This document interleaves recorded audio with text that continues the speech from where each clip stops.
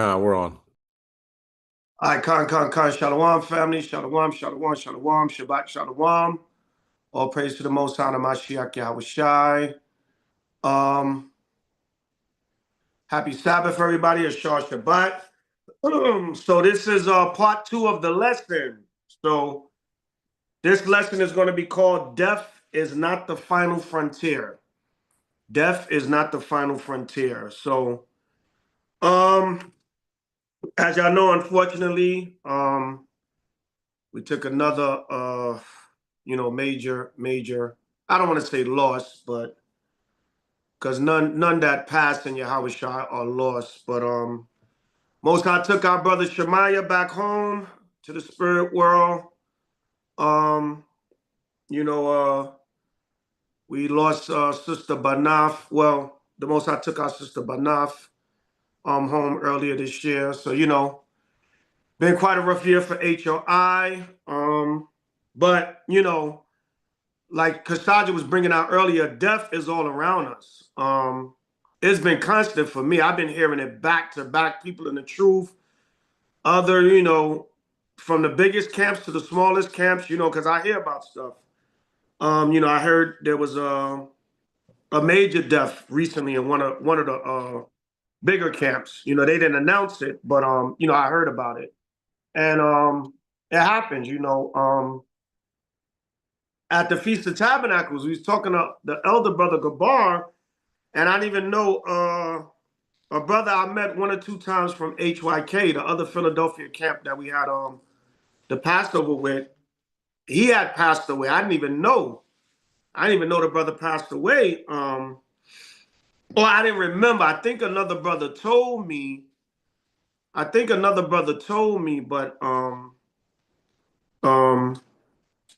didn't. Maybe I forgot or something like that. But point being, death is around us, y'all. In Israel, in the world, judgment is happening in the world. People are dying, from all types of ways, and it's it's hitting home. It's also, within the truth and within HOI. But we're gonna get a few scriptures on death just to comfort the body, and then I'm gonna make a few announcements concerning Brother Shemaiah and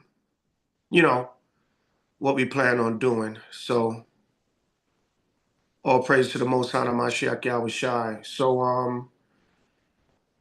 I don't know if Aisha, y'all want to continue reading. If not, somebody else. I know he read for the entire first lesson. So if somebody else want to pick it up, Aisha, you good? If he don't mind continuing, either way. Yeah, it don't matter. Huh? It don't matter. I'll continue reading.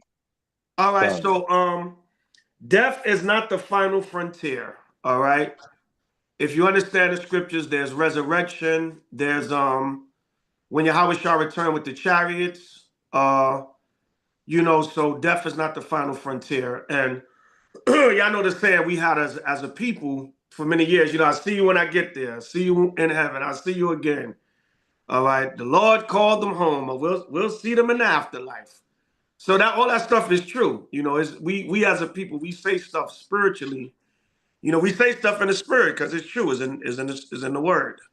So first we're gonna start with Second Ezra. Let's go to Second Ezra 16.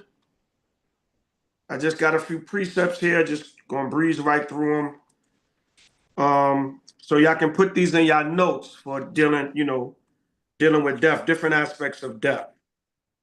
All right, and also for a comfort, so you don't get so emotional and we got to keep going. Second Ezra 16:18. When everybody have it, say Khan. Khan. Okay. Read that. Second Ezra chapter 16 and verse 18. The beginning of sorrows and great mournings. Right, the beginning of sorrows and great mournings. Good. The beginnings of famine and great death. Right, and we ain't see nothing yet. All right, and Israelites in the truth are going to pass also. All right, what happens when we get to the level of martyrdom? And we're going to get into a little bit of that later. All right. What happens when we got to give our life for teaching this truth and this gospel? Not just being sick and, the Most High decide to take you so you don't suffer or whatever, or, the sickness consumes you. But we got to get into all that. It's going to be the beginning of sorrows, the beginning of famine and great death. Read on. The beginnings of wars, and the powers shall stand in fear. And what? The beginnings of wars, and the powers shall stand in fear. Right, the beginning of wars, and the powers shall stand in fear. Come on. The beginnings of evils. What shall I do when these evils shall come? Yeah, we ain't see nothing yet. So actually, we're going to have to be strong. Not strong in the sense of being cold, but we're going to have to get strong in these last days. We're going to see a lot. And we're going to see some of our brothers and sisters in this truth pass. So we got to strengthen. You're going to mourn. You're going to feel sorry, but you got to be strong. And you got to keep going and do it to the end. Not to sound cliche, but that's what Brother Shemaiah and any of our brothers and sisters that left us would have wanted. Of course, they would have wanted. All right, read on. Reading on. Behold, famine and plague. Matter of fact, go to Matthew 24 real quick. Link that up. Go to Matthew 24 and start at 5. Is the book of Matthew 24, Salakia. Mm-hmm.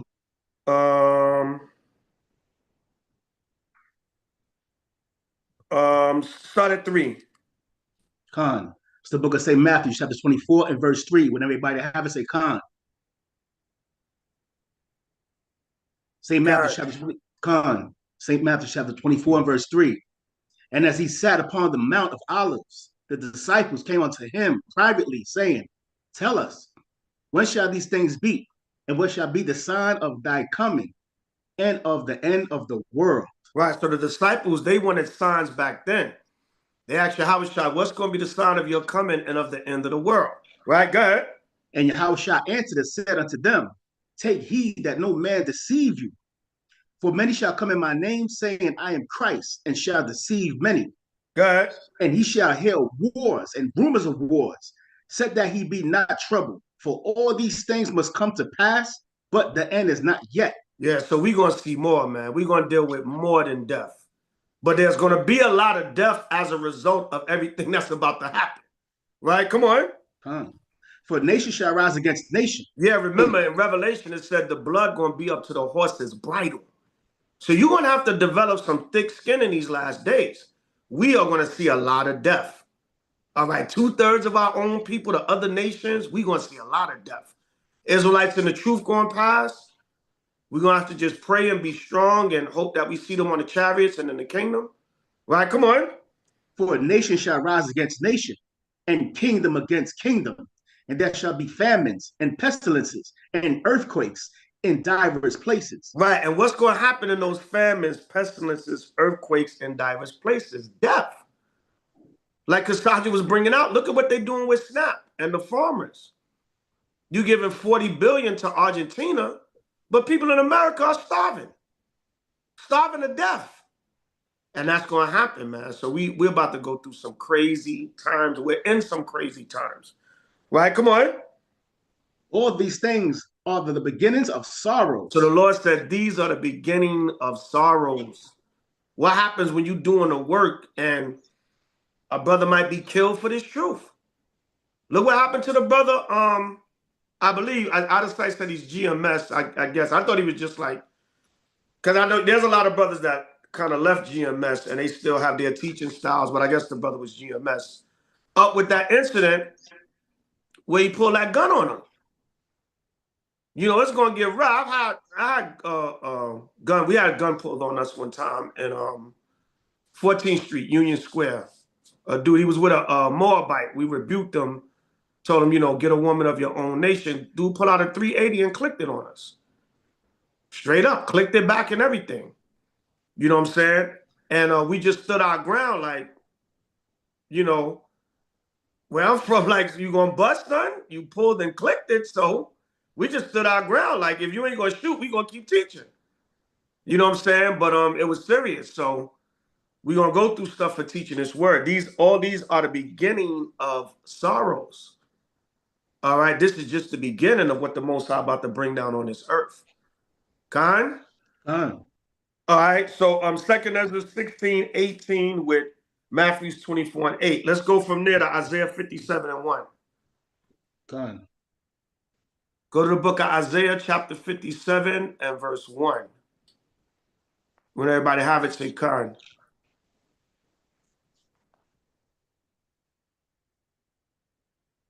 This is the book Isaiah of Isaiah. 57:1.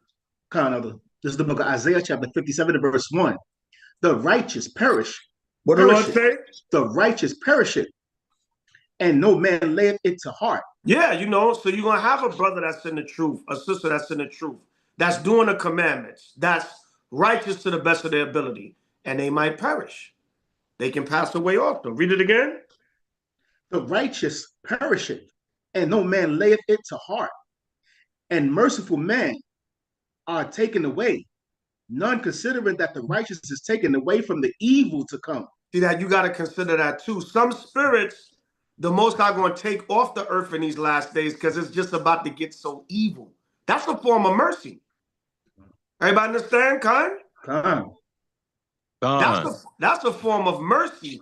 It's about to get so evil in these last days.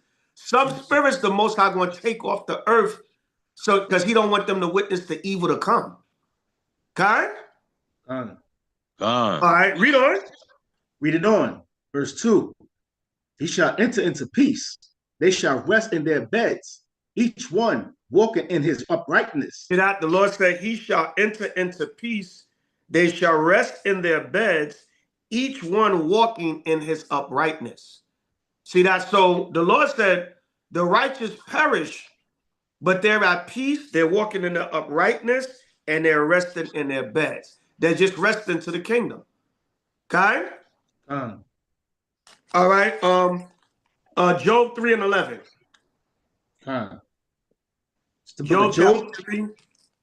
Job chapter 3 and verse 11. Elder, this is the book of Job chapter 3 and verse 11. When everybody There's some scriptures on death for comfort. All right, Job 3 and 11. It's the book of Job chapter 3 and verse 11. Why die I not from the womb? Why did I not give up the ghost when I came out of the belly? So when Job lost everything, he was like in a depression. All right, he was like in a depressed state. He said, why didn't I die from the womb? If I was going to live to go through all this and see this, why the Lord just didn't take me from the womb? All right, read it again. Job chapter 3 verse 11. Why die I not from the womb? Why did I not give up the ghost when I came out of the belly? Why what? Why did I not give up the ghost when I came out of the belly? Right, so go to James 2 and 26. Because when you die, it's just a separation of body and spirit. That's all it is. It's separation of the flesh and the spirit. James 2 and 26 will answer that. When he said, why I gave up the ghost, why did I not give up the ghost when I came out of the belly? You know, why wasn't I stillborn or, you know, just die from the womb to live and go through all this suffering the Most High put me through? You know, Job was in a state of depression because he lost everything, but the Most High was testing him. That's another thing, too. You can't start feeling suicidal and depressed and when you're going through affliction. Sometimes affliction is to test you and to make you better. But Job, you know, like any man, Job experienced a moment of weakness, you know. He experienced a moment of weakness. That's all. So read. James chapter 2 and verse 26. For as the body without the spirit is dead, for faith without works is dead also. So that's what Job meant when he said, why I didn't give up the ghost from the belly, right? Give up the ghost, meaning the body is dead without the spirit. The ghost means the spirit. Okay? Right, there's no ghost. That's a translation for spirit. Right, read it again. James chapter 2 and verse 26. For as the body without the spirit is dead, so faith without works is dead also. The body without the spirit is dead, so faith without works is dead also. Paul was using a comparison of when you die, the spirit leaves the body. Go back to Job 3 and 11 again. Job chapter 3 and verse 11. Why died I not from the womb? Why did I not give up the ghost when I came out of the belly? Go ahead. Why did the knees prevent me, or why the beast that I should suck? The breast that I should suck. Oh, Right. Salakia. Right. Why did I go through my infant stage, my childhood? You know, Job was in a state of, depression at the time. Right. Come on. Why did the knees prevent me, or why did the breast that I should suck? Come on. For now should I have lain still and been quiet. I should have slept. Then had I been at rest. Right, because death, you at rest in death. That's another thing people don't understand. We're sad and everything, but when a person dies, they at rest. They ain't got to worry about bills, stress, headache, being in this wicked kingdom.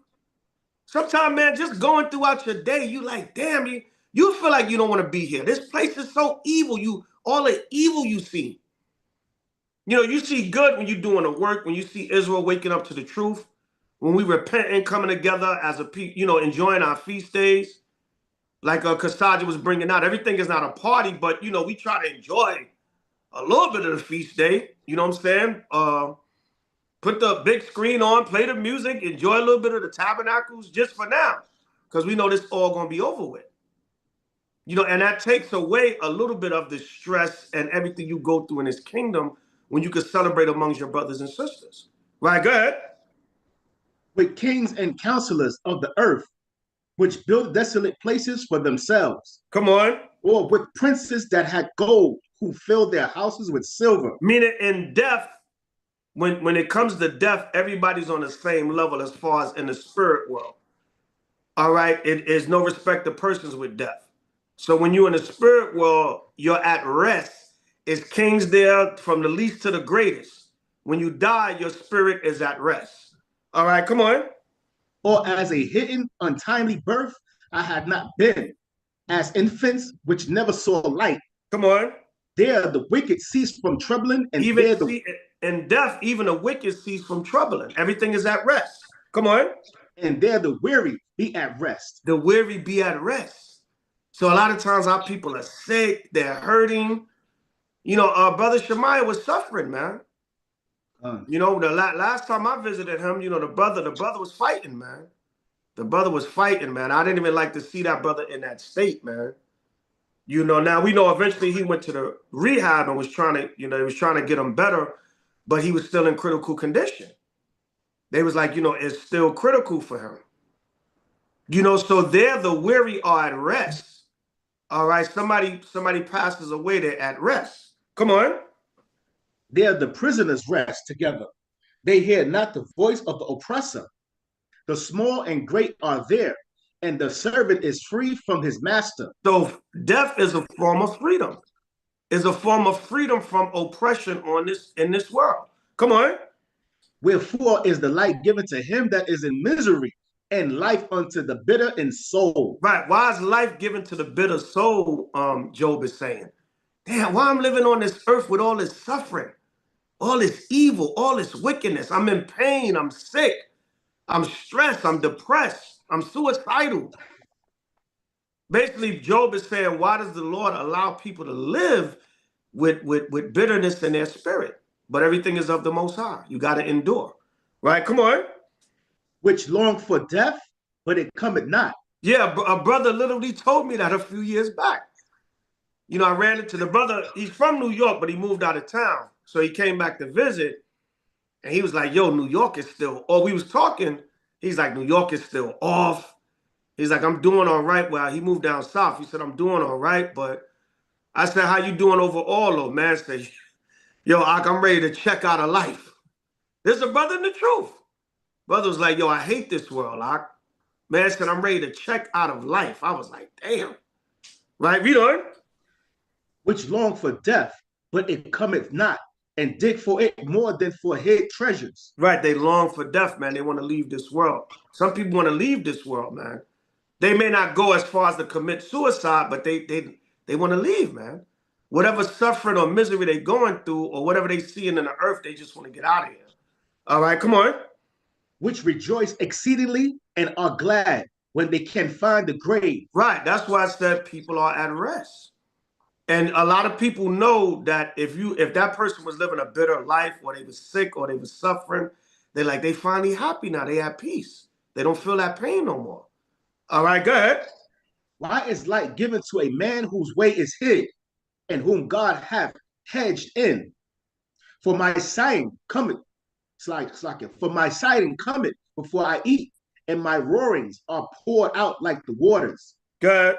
For the thing which I greatly feared is come upon me, and that which I was afraid of is come unto me.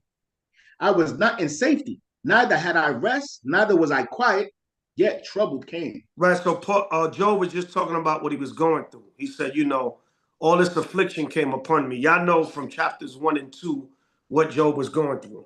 All right. So from there, go Hey, to the chill out, book of. Go ahead. yeah, real quick, Bob. I just want to add real quick, couple Bring of it scripture, out. one scripture. Give me on Sirach 41, and Uh, just go on what you're saying. Sirach 41, 1-3. Con. uh, Yeah, that's a good one. I ain't even had that one down. it's the book of Sirach Ecclesiasticus, chapter 41, and verse 1 in the Apocrypha. O death, how bitter is the remembrance of thee to a man that liveth at rest in his possessions, unto the man that have nothing to vex him, and that have prosperity in all things. Yea, yea, unto him that is yet able to receive meat. O death, acceptable is thy sentence unto the needy, and unto him whose strength faileth, that is now in the last age. That's what Zabach was talking about. That's what the elder Zabach was talking about. The brother had lost it. The brother was on it, basically out. He couldn't be the Shemaiah that he would be used to. Couldn't be the Right. Shemaiah moving on his feet. Couldn't be the Shemaiah that's doing the AI, and couldn't be the Shemaiah that's working the videos for us, and that making the crowns. And he couldn't be that Shemaiah no more. Right? He wasn't going to come back to that stage, right? So now that becomes acceptable because a man like him, who had so much talent, that's like a death sentence in itself, that you can't do the things that you used to do and enjoy, right? It says death is acceptable sentence unto the needy, unto him whose strength is faileth. Read on. Khan, that is now in his last age, Come and on. is vexed with all things, and to Come on. him that and him to this and to him that despaired and have lost patience. Right. So you kind of lose patience when you can't do the things that you want to do, and you lay it on the deathbed, and your mind is still clear. From what I see, the brother's mind is not out of it like that. So now this is a death sentence. And the Bible said death is acceptable to him now. Read on. Fear not the sentence of death. But we ain't supposed Remember, to fear the sentence of death, because any one of us can be taken out. You see what I'm saying? But the Bible does say that the God is of the living and not of the dead, meaning, you want to see everything come into the kingdom unfold. It's a beautiful thing. So you rejoice to be here. But when you lose patience, when you're on your deathbed, and when these things happen to you, now death becomes acceptable because you can't be the person you was, right? He can't come out to the camp on January 6th no more. He can't be the Shemaiah that he's used to. So now death is acceptable to him, right? For him to be at peace now, right? Read on. fear not the sentence of death. Remember Uh-huh. them, remember them that have been before thee, Uh-huh. and that come after. For this is the sentence of the Lord over all flesh. It's the sentence of the Lord over all flesh, so we must not fear it, right? And it is a rest to those that have lost their strength, have lost patience, man. All praises to the brother. Shalom. Shalom. Oh, praise. Con. Excellent point, King. Excellent point. Good verses to go along with what we were saying. It's more acceptable once when you can't be yourself no more. That's why, not for nothing, but there are certain there are certain brothers like that got violated in jail and they killed themselves. or when they came out, they didn't want to live no more. Like they didn't feel like a man no more. They's like, yo, man, you know what I'm saying? That has happened. So yeah, if it's something in your life that happens, it make you like, yeah, I'm not myself no more. I'm not a man no more. You know, like not to take it there, but like Jake say, like if somebody make you a eunuch, you know, if you take your manhood, like, yo, I'm not a man no more. I don't want to live. You know what I'm saying? So there's certain things that, you know, you might go through that be like, I can't be the person, you know, I don't want to be here no more. You know, if the Lord take me, they take me. You know, I can't come back as myself. You know, so that's a heavy point the elder brought out. Go to Psalms 104, verse 29. It's the book of Psalms, chapter 104 and verse 29. When everybody have it, say Khan. Psalms 104, verse 29. Khan. Thou, Khan, thou hidest thy face, they are troubled. Thou takest away their breath, they die, and return to their dust. Right. The Lord said, thou hidest thy face, they are troubled. Thou takest away their breath, they die and return to their dust. That's all the Lord do. He just take your breath away. All right. And what? Dust thou art from the beginning in Genesis. From dust thou art, dust thou shalt return. All right. That's why you're supposed to be buried in the earth. You're supposed to have a proper burial. That's the way the Most High set it up. All right. So the Lord said what? He takes away their breath and they return to their dust. He takes your life. Right? Go ahead. Thou sendest forth thy spirit. The Lord, They what the Lord is showing us here in Psalms 104 in these verses is it's the process of life and death. The Lord said, I take away life and I give life. Right? Read it again, verse 30. Thou sendest forth thy spirit, they are created, and thou renewest the face of the earth. There you go. He sent forth his spirit. They are renewed, and Salakia. They are created because what? He sends the spirit back down from the spirit world into the womb of the woman, and a new child is created. So it's a cycle, right? Like the Lion King, the circle of life. Some die, a generation dies off, a generation is born. Khan, go to Ecclesiastes 3 and 20 to link that up. Salaki, All right, go ahead. that means you're not supposed to be cremated, correct? Huh? You're not supposed to be cremated. You're You're supposed to be supposed to, no, you're supposed to be buried in the ground. ground. Khan. You're supposed to be buried in the ground. Now, some people do cremation because they can't afford a burial, things of that nature. You know, my sister was cremated, you know, but I had no say-so over it. You know, my mom was like, she didn't have insurance and I'm not spending all that money for, you know, a burial and all that. I'm not doing it. You know, I was like, all right. You know what I'm saying? So, but we're supposed to be buried in the ground. That's the natural process. Go to Ecclesiastes 3 and 20. Elder Ecclesiastes, chapter 3, verse 20. All go unto one place, all are of the dust, and all turn into dust again. Right. It said all go into one place, meaning when you die, you're supposed to go to the dust. All go into one place. You're supposed to go to the dust. All right. And that's the process that the Most High set up. Read it again.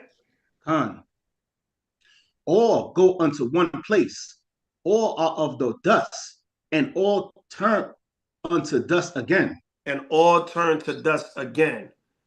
All right. Now, you know, you have exceptions where you could be buried in a tomb or sepulchre like your H.O.I, whatever the case may be.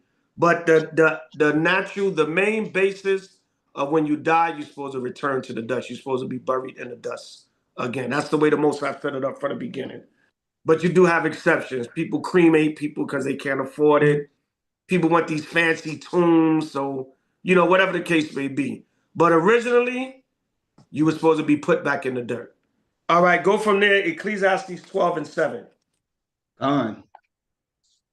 Is the book of Ecclesiastes, chapter 12 and verse 7.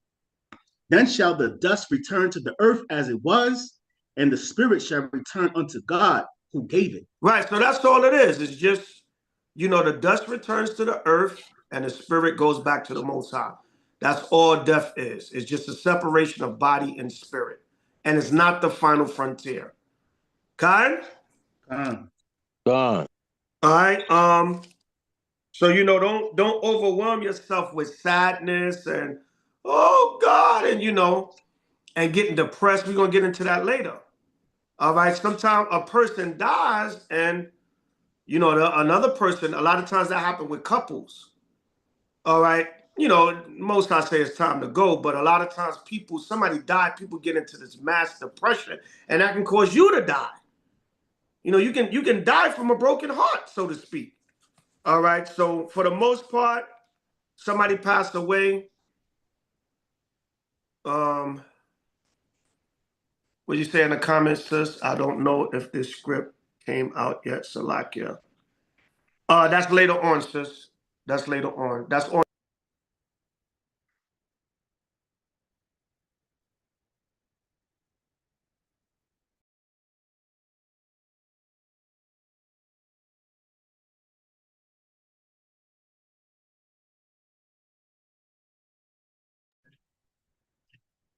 Salakia, Elder, I think your mic is muted. Yeah, Salakia, I muted it by accident. Ecclesiastes 1 and 4 now.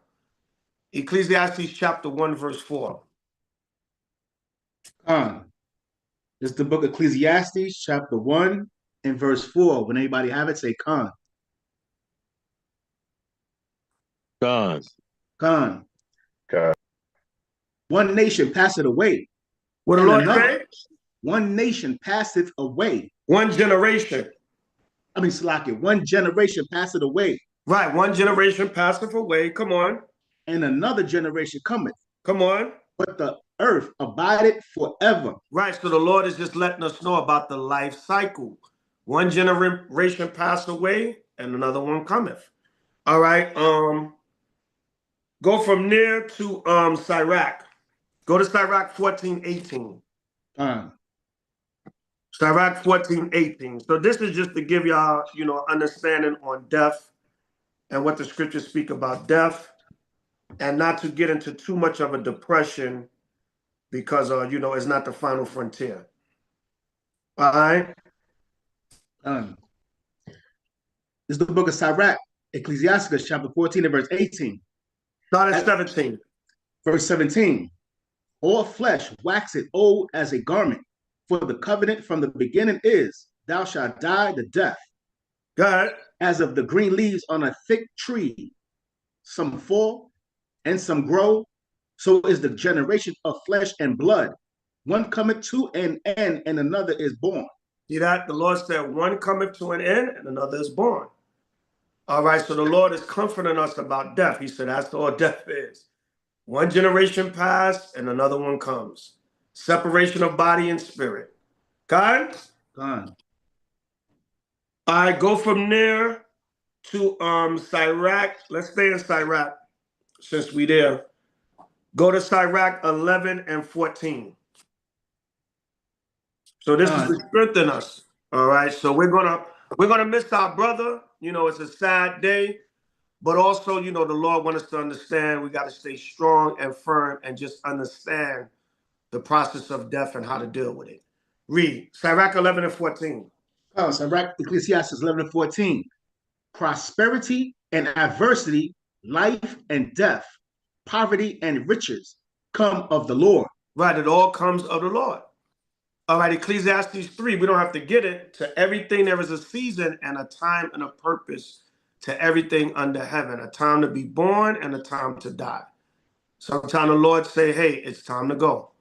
Kind? Right, and it's really is not we can do about that.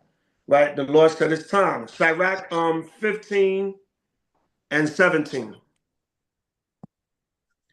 It's the book of Sirach, Ecclesiastes, chapter 15 and verse 17. When everybody have it, say Khan.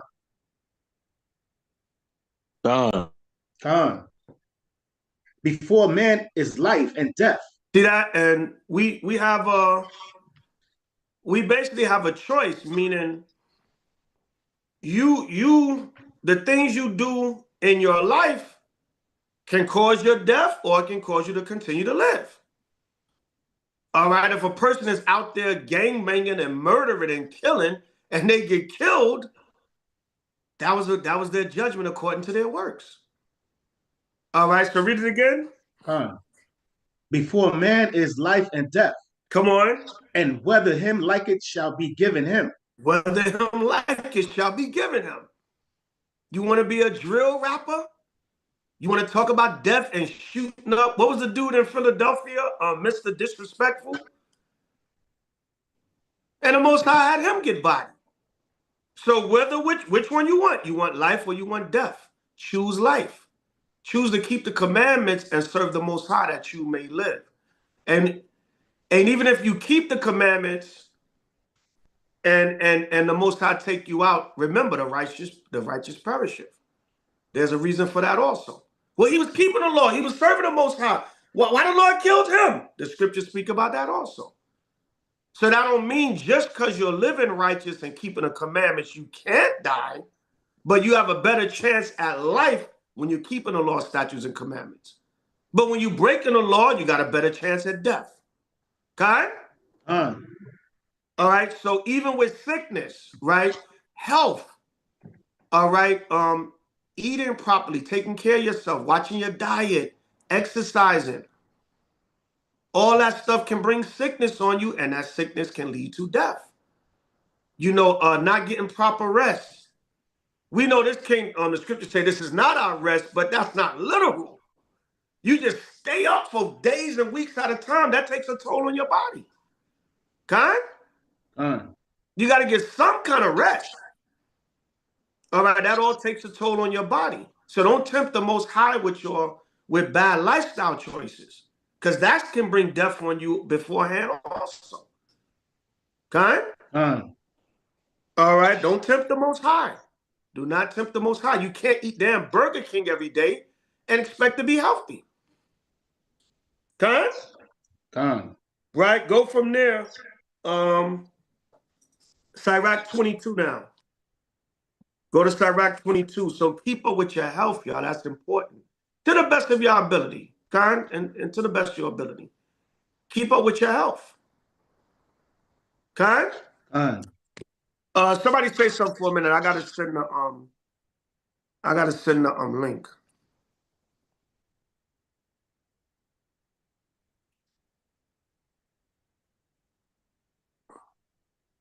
Somebody say something for a minute. The cat got your tongue. Yeah, shalom, H.O.I. Yeah, man, this is a sad day, man. Just, thinking about the brother Shemaiah, reminiscing on how the brother taught me how to do the AI, taught me a whole bunch of stuff, man, how to, press shirts. I have this machine that he loaned to me, and the brother, he had a plethora of talents, man, that the Most High gave to him, man. And I'm very fortunate, to be amongst that brother. He was like a one-man band of different talents, man, So Right. the brother's going to be missed, man, but I do have comfort that, he's in the spirit in the third world with H.O.I, and he has comfort, and he's at rest, and he's at peace. All praises. Sirach 22:11. 22:11, Elder? 22:11. This is the book of Sirach, Ecclesiastes, chapter 22 and verse 11. Weep for the dead, for he have lost the light, and weep for the fool, for he wanted it understanding. Make little weeping for the dead, for he is at rest, but the life of the fool is worse than death. Read it again, Salakia. Weep for the dead, for he have lost the light. Right, he have lost the light, meaning he's lost, living on the earth. And that dead is also talking about spiritually dead. Weep for those that are spiritually dead too, the ones of our people that don't want to wake up, they're spiritually dead. All right, read it again. Weep for the dead, for he have lost the light. Yeah, a lot of our people don't have the light. They're in a dead state of mind. That's spiritual death also. All right, go ahead. And weep for the fool, for he wanted it understanding. Right, weep for a fool because they want understanding. Come on. Make little weeping for the dead. Make little weeping for the dead. Meaning you can mourn, but it's going to tell you mourn for a certain time and then life goes on. Time? Con. All right, you can't be consumed with you know, depression. And right, certain men, you know, and women of our nation, they had an impact on the nation. So you feel it. You might have that little extra cry or whatever. Not out of respect to persons, but whoever the person may have been to the body. You know, this one hit me, man. I almost broke down last night. And you know, I pretty much deal with death pretty good, but you know, this one kind of hit me. You know, listen to like some reggae truth music. You know, like reggae with a message talking about Zion and the Most High, and you know, I just started thinking about the brother, man. It just hit me, man. You know, I had a little yayan, I sipped some yayan for the brother, man, and it just hit me, man. You know, but you know, I got strength. You know, I just you know, I tried to shake off a little bit. I was like, damn. But it's okay. It's okay to have that moment. It is okay. All right, read on. Con, reading on. For he is at rest, but the life of the fool is worse than death.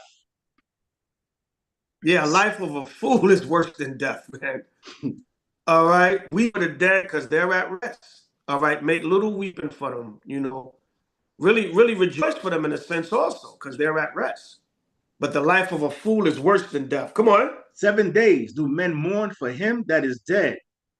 Right, 7 just represents completion, meaning have your time to mourn, and then you got to move on. All right, so it may be 7 days, it may be longer.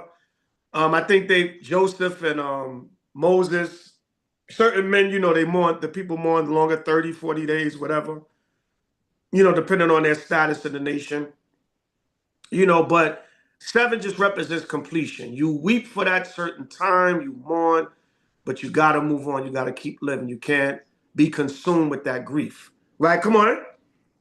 But for a fool and an ungodly man all the days of his life. Yeah, a fool and an ungodly man, you weep for them all the days that they have life.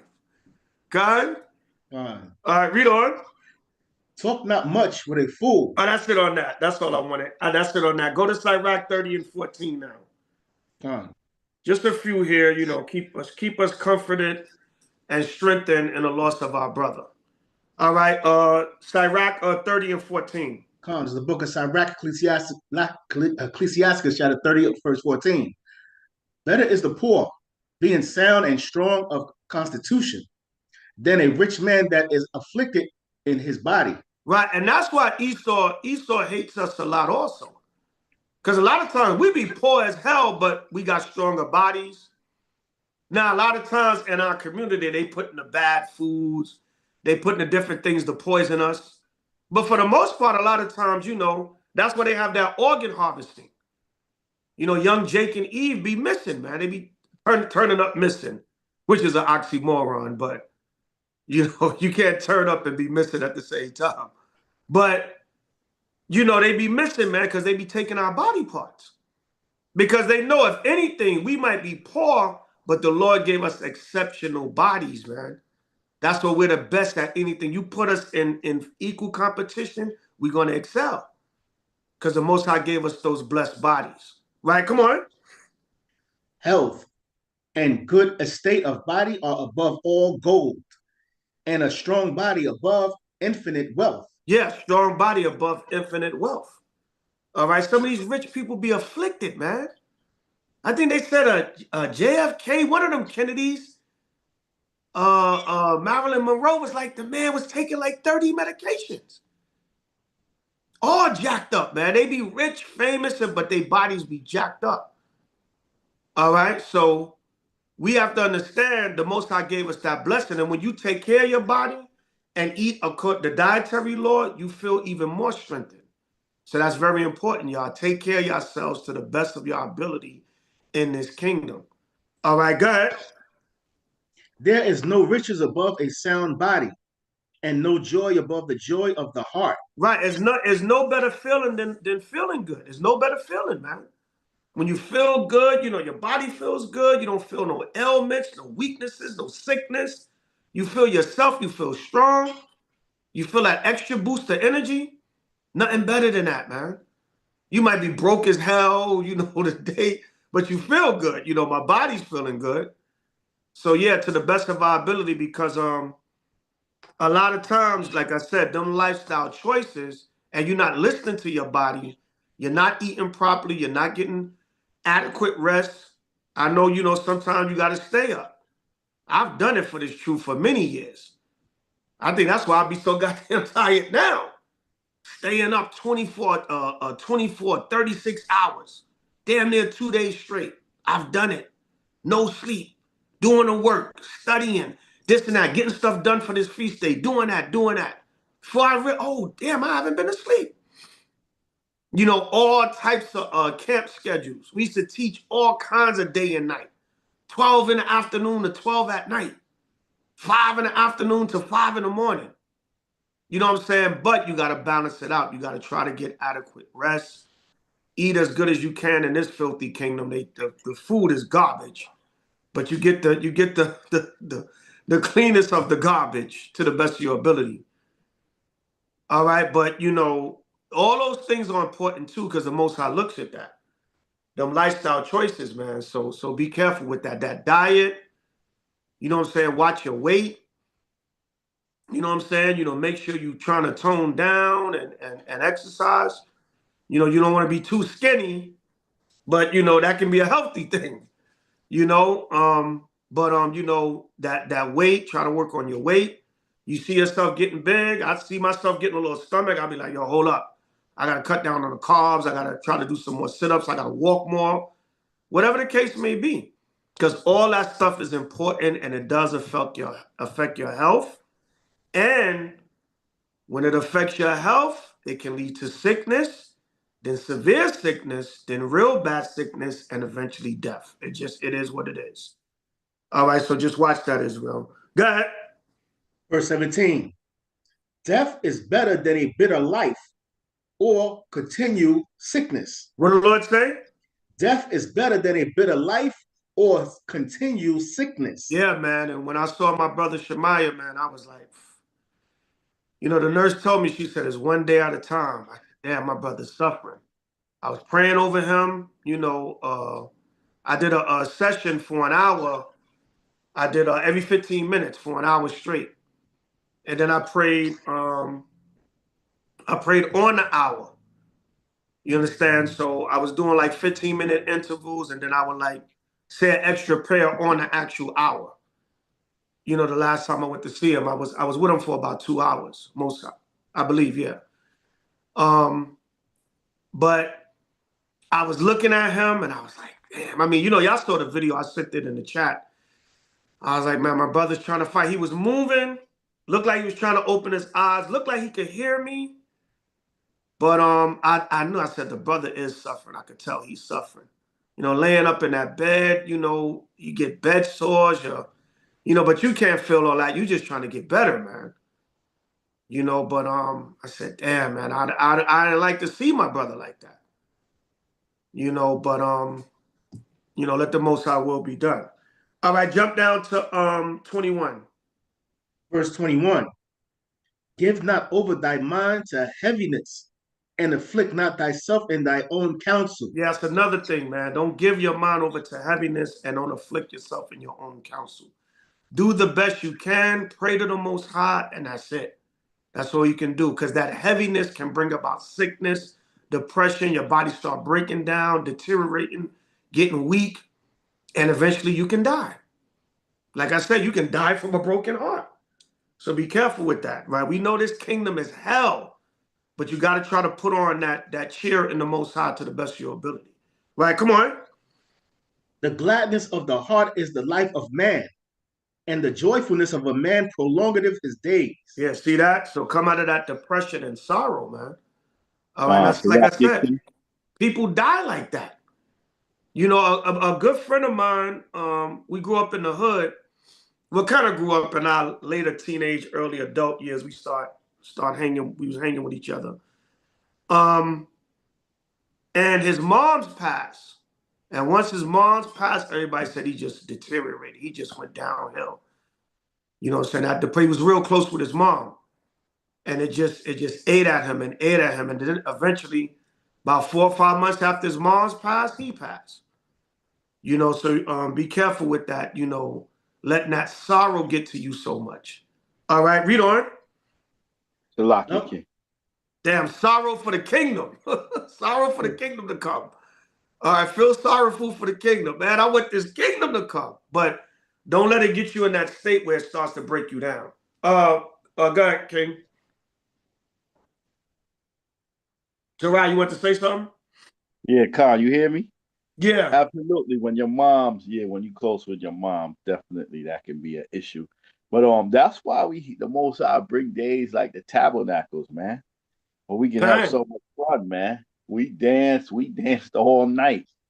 We danced all Kind. night, man.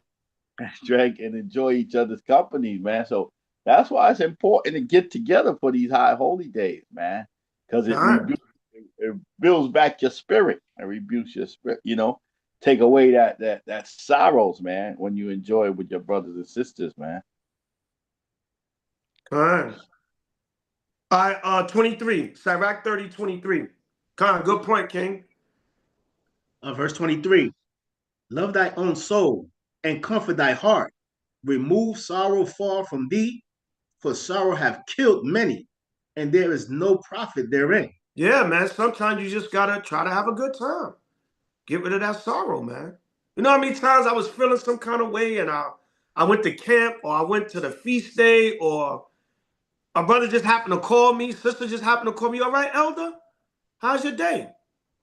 You know what I'm saying? I'm like, damn, almost like they knew I was feeling some kind of way. Or somebody just text you something positive. Shalom, elder, I'm just checking on you. Stay strong. You know what I'm saying? Love you. All praise to the Most High Yahweh Shai. Like, damn, did you feel I was going through something? And that might have made my day. That might have made my day. The rest of the day, I was feeling good. You know what I'm saying? So it does happen, man, and remove that sorrow from you.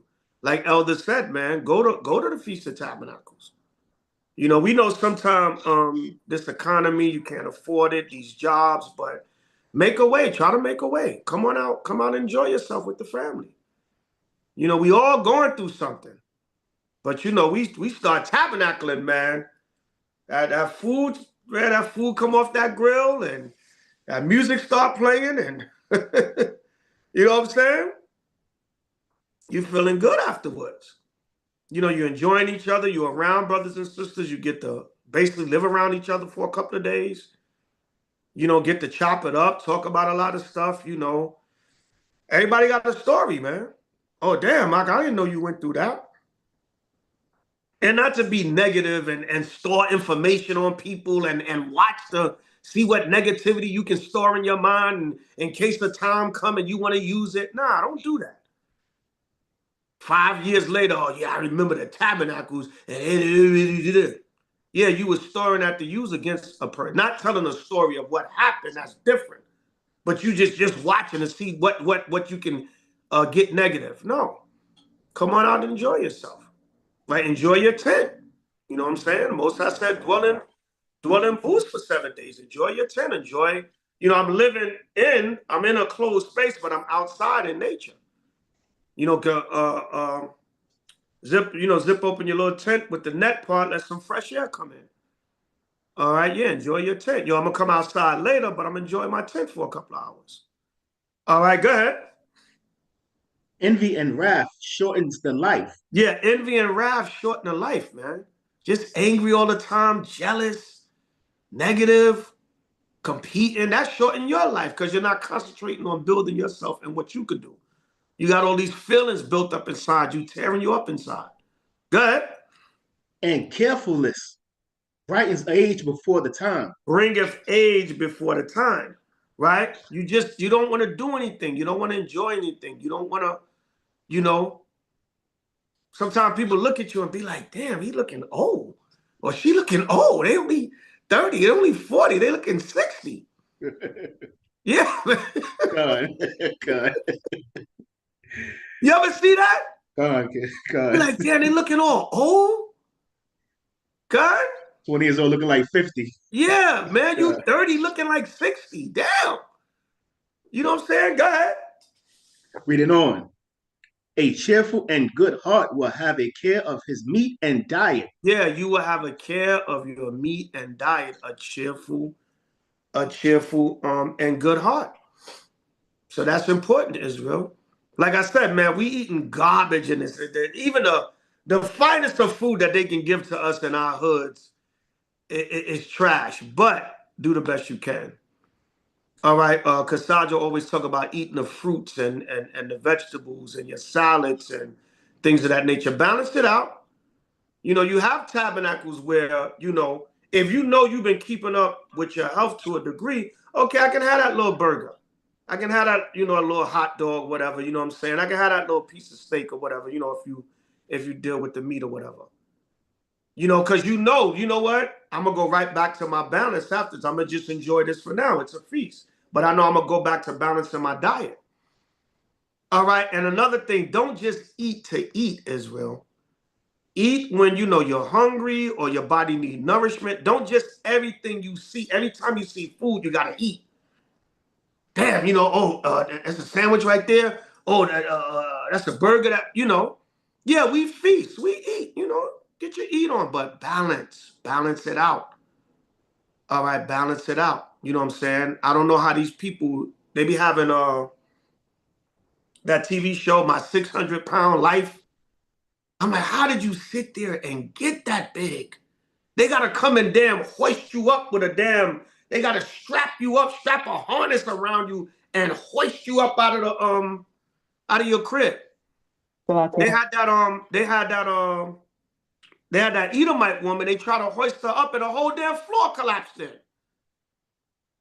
They strapped her up. She was like 600-700 pounds. They strapped her up to try to take out the crib, and the whole damn floor collapsed. She was so heavy, the damn whole floor collapsed in. Everybody fell into the damn floor. Yeah, man. So all I could tell y'all, Israel, out of love, is be careful. Be as careful. I know I don't eat as healthy as I should sometimes. You know what I'm saying? Balance it out. The drinking, balance that out. We know H.O.I, we get our drink on, but balance that out.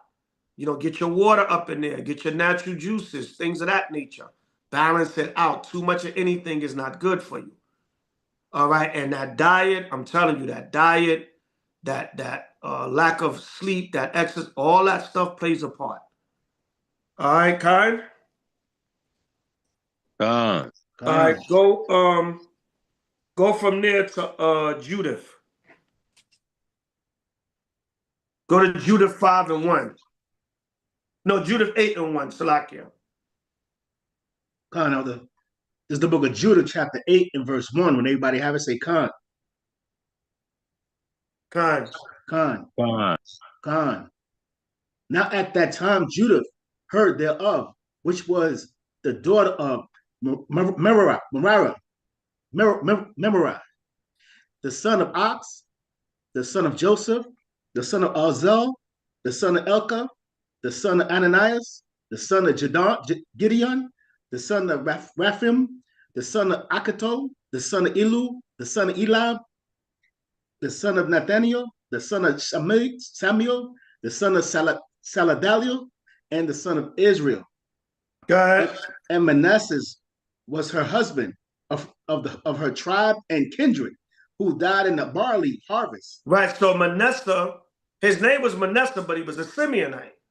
So that go to show you can be the name of another tribe, but not necessarily from that tribe. You know, you can be a Judite named Benjamin. All right. So his name was Manasseh, but he was from the tribe of Simeon. Right. Go ahead. For as he stood overseeing them that bound sheaves in the field, and heat came upon his head. Right. He was in the field, you know, binding the sheaves, and the heat came up. He's working out in the field. Reminds you of what? Slavery. Working out in that hot sun. And for whatever reason, he wasn't cooling himself properly or whatever. He didn't have the proper shade or whatever. Right? Come on. And he fell on his bed and died in the city of Betholia. And they buried him with his father in the field between Dachium and Balamal. See that? So sometimes you just die. Most I say it's time to go. And Judith was a righteous woman, so more likely than not, her husband was probably an upright, righteous man.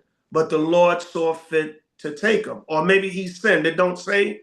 Maybe he did some kind of sin and the Lord took him. That was just the way the Most High chose, for him to die. He was out working out in the sun. You can die from a sun or a heat stroke. Right? Come on. So Judith was a widow in her house 3 years and 4 months. And she made her tent upon the top of her house and put on a sackcloth upon her loins and wear her widow's apparel. Right. So she went and mourned for her husband. She went up in a tent. She put a tent on top of her house. All right. And she said, look, I'm going to mourn for my husband. Show you, we had different times when we dwelt in tents. We might have been in mourning and we was like, I don't want to dwell in a house. I want to dwell in a tent, whatever the case may be. But look, Judith's husband died. And she was a righteous, upright woman when she delivered Israel. She cut the damn enemy's head off. Okay? But what? The Lord allowed her husband to die while he was binding sheaves in the field, most likely of a heat or sunstroke. So you can be of a righteous surrounding, whatever, and the Most High could still, call you home. If it's your time, it's your time. Okay? All right. So go from there to Romans. No. Go to St. John 11. Let's go to the New Testament. Go to St. John 11. So everybody understand so far? Gone. All right. So this is just, dealing with death. Death is not the final frontier, but it does happen. St. John 11 and 1. Gone. It's the book of St. John, chapter 11, verse 1, where everybody have it say, Khan. All right. You know what? This section, hold on. Before we go there, because this is going to be a separate section. Before we go there, go to Philippians. What chapter and verse, King? Go to Philippians 1.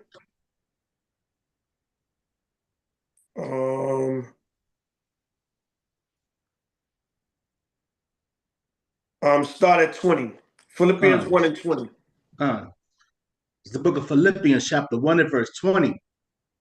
According to my earnest expectation and my hope that in nothing I shall be ashamed, but that with all boldness, as always, so now also Christ shall be magnified in my body, whether it be by life or by death. Right. So Paul said, either way, Yahweh is going to be magnified in my body by life or by death. All right. He said, either way, if I live, I'm going to teach this gospel and do this work. If I have to die, I'm going to die in Yahweh. Right. Come on. For to me, to live is Christ, and to die is gain. Good. But if I live in the flesh, this is the flesh of my labor. Yet what I shall choose, I would not. Right. He said, for to me, to live is Yahweh, and to die is gain. Because he said, what? If I live, I'm going to represent Yahweh. I'm going to preach this gospel. If I die, I'm going to be with the Most High and Yahweh. So either way is gain. Right? Come on. For I am in a strait between two, having a desire. He said, but if I live in the flesh, this is the fruit of my labor. Yet what I shall choose, I would not. Right? For I am in a strait betwixt two. I am in a dilemma. A strait is a dilemma. Paul said, I'm in a dilemma between two. All right? Because what I really want, you know what I'm saying? But I ain't going to jump the gun. He's going to say it. Read on. But if I live in the flesh, this is the fruit of my labor. Yet what I shall choose, I would not. For I am in a strait between two, having a desire to depart and to be with Christ, which is far better. He said, that's what I really want. He said, I really want to die and leave this earth and be with Yahweh. God? All right. So don't feel too hurt or depressed, brothers and sisters, because what? We all know, we understand the scriptures, our brothers in the spirit world with the Most High Yahweh. All right, come on.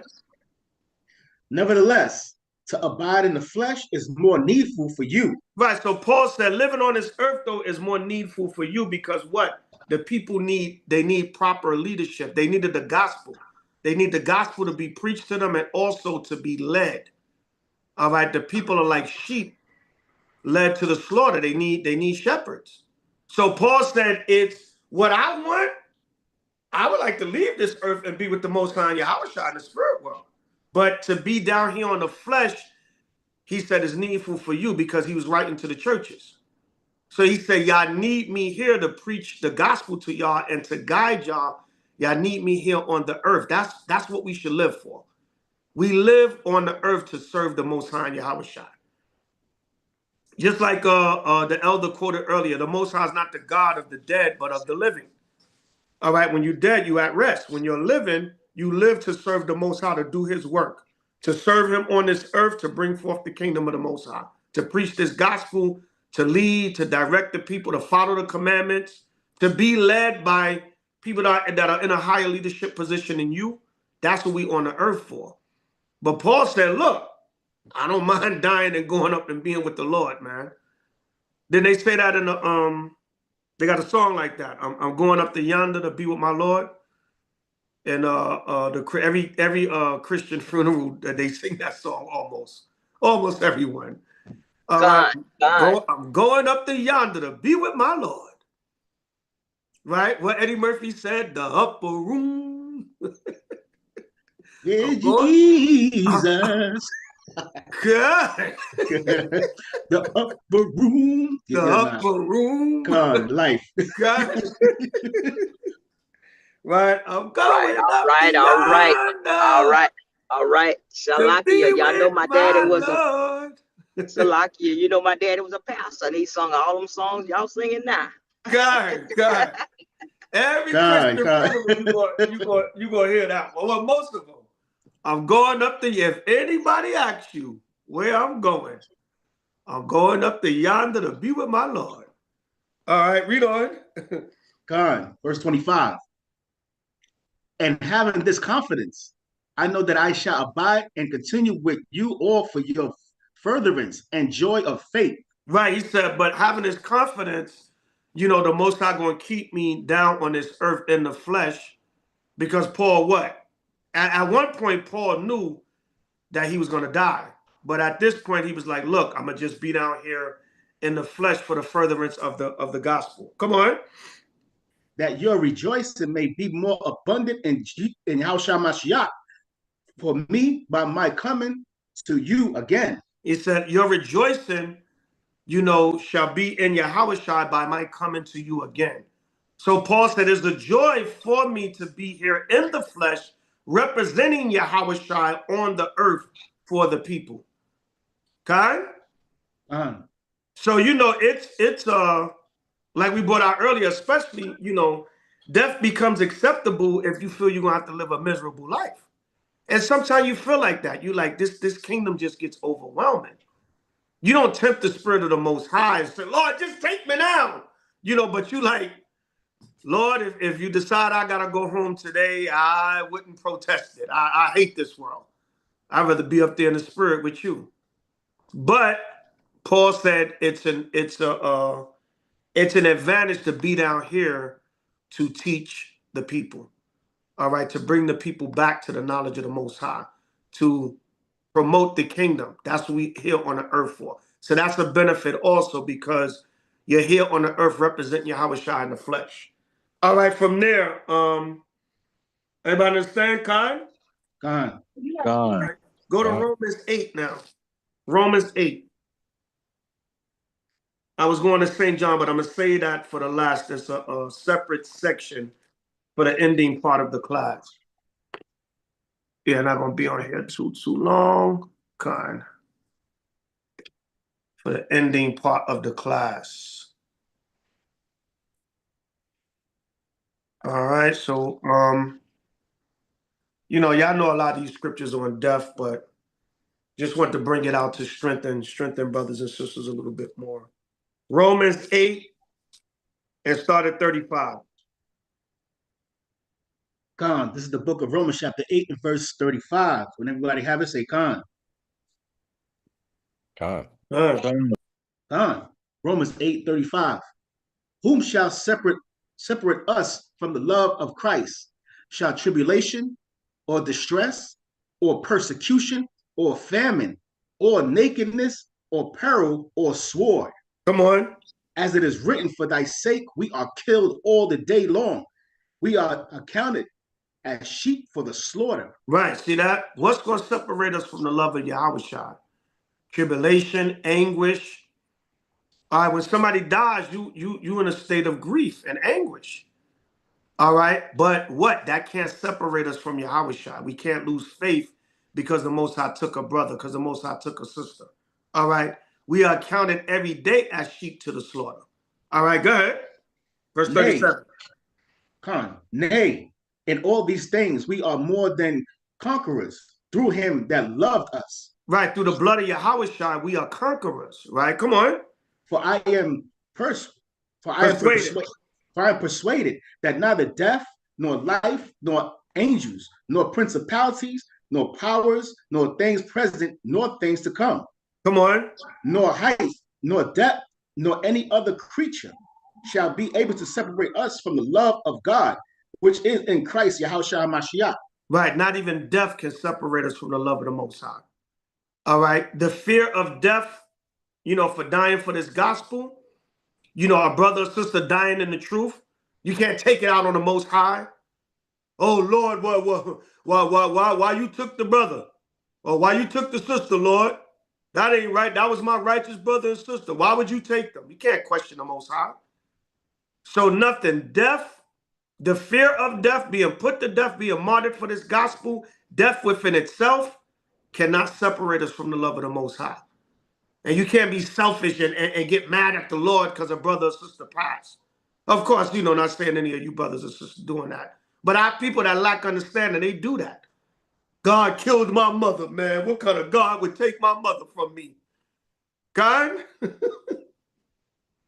I don't mean to laugh, but Jake gets simple, man. I'm mad at God. Why would God do that, man? Why would God do that and take my... No, you can't question the Lord. He said it was time to go. That's it. Okay? So that can't separate us from the love of the Most High in a Mashiach Yahushua. So now let's get... This section is going to be resurrection from the dead. All right, put down in your notes, these next couple of scriptures will be resurrection from the dead. And then we're just going to close it out. Just a few more, we're going to close it out. Resurrection from the dead. And there's 1,000 precepts on death, dealing with death. I just want to get a few to strengthen the body. Okay?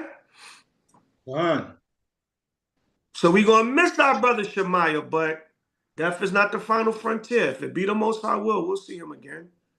I thought the brother was going to pull through, but that last visit, I prepared my spirit for anything. I was like, I don't know. I said, like with anything, it's up to the Most High. I said, I'm hoping my brother pulled through, but he's suffering, man. He's suffering bad. All right, but Kwem Shemaiah, Most High will, we'll see our brother again. So resurrection. St. John 11:1. It's the book of St. John, chapter 11 and verse 1. Everybody have it, say Khan. We got to go through quite a few verses. I'm a breeze through it to get the main points. Y'all can read it and go more in depth on your own. Study it more in depth on your own, but I want to get to the main points. St. John 11:1. Read. Now a certain man was sick, named Lazarus, of Bethany, the town of Mary and her sister Martha. Come on. It was that Mary which anointed the Lord with ointment and wiped his feet with her hair, whose brother Lazarus was sick. Therefore his sister sent unto him, saying, Lord, behold, he whom thou lovest is sick. Right, so Lazarus was sick. See, that's so we're going to get sick. Even people walking in the spirit, it said this was that Mary which anointed the Lord with ointment and wiped his feet with her hair. This was a woman in the spirit. Mary Magdalene. Yahweh said, wherever this gospel is preached, he said in Matthew 26, wherever this gospel is preached, always tell this story. That's why we read it at the Passover and certain other major events. And I think some brothers like read the story all the time, or read the story when they go out to camp or whatever. He said, wherever this gospel is preached, remember what this woman did. Tell this story. All right, so these were brothers and sisters in the spirit. These wasn't no lightweight brothers. These were brothers and sisters heavy in the spirit that was rolling with H.O.I. But Lazarus got sick. Go to Sirach real quick. Hold that. Go to Sirach 38 and 14. Hold St. John 11 and 3. And go to Sirach 38 and 14. No, start at 15. Sirach 38 and 15. Sirach 38 and 15. When anybody have it, say Khan. Khan. Khan. He that sinneth before his maker, let him fall into the hands of the physician. Right? See that? He that sinneth before his maker can, let him fall into the hand of a physician. Meaning what? You can get hurt and injured and jacked up, or you can get sick. All right, sickness can come from sin also. All right, but you can sin against your maker and the Most High judge you. You're doing some kind of wickedness out there and you get hurt or injured or even worse, killed. Or sin can bring about sickness. All right, go ahead. My son, let tears fall down over the dead and begin to lament as if thou hadst suffered great harm thyself. Right, see that? You feel that. Damn, The Lord said, weep and mourn. If you suffer great harm yourself, I'm going to miss that brother. I'm going to miss that sister. Them not being here anymore is taken away from me. That's taking away a piece of me. Because that's my family. That's my brother. That's my sister. That's my nation. Right? Come on. And then cover his body according to the custom and neglect not his burial. Come on. Weep bitterly and make great mourn and use lamentations as he is worthy. As he is worthy. So you're gonna weep for that brother. You're gonna weep for that sister. You're gonna weep for that family member. Like the scriptures say, as is worthy. All right, come on. And that a day or two, lest thou be evil spoken of, and then comfort thyself of thy heaviness. Right, instead of eventually get over the grief and move on. Instead of a day or two is just a saying, you weep for your appropriate time. You weep for a certain amount of time, and then eventually you got to move on. You got to strengthen. You ain't going to never forget the person. You're going to have moments, but you can't be consumed in that grief. All right, come on. For a heaviness cometh death. And it said you'll be talked on, man. Yeah, man, he was never the same since his brother died. Yeah, look at him, man. Ever since his aunt died, he been all messed up. People they're going to see it. They're going to see that death consumed you. All right, come on. For of heaviness cometh death. Of heaviness cometh death. Come on. And the heaviness of the heart breaketh strength. And do what?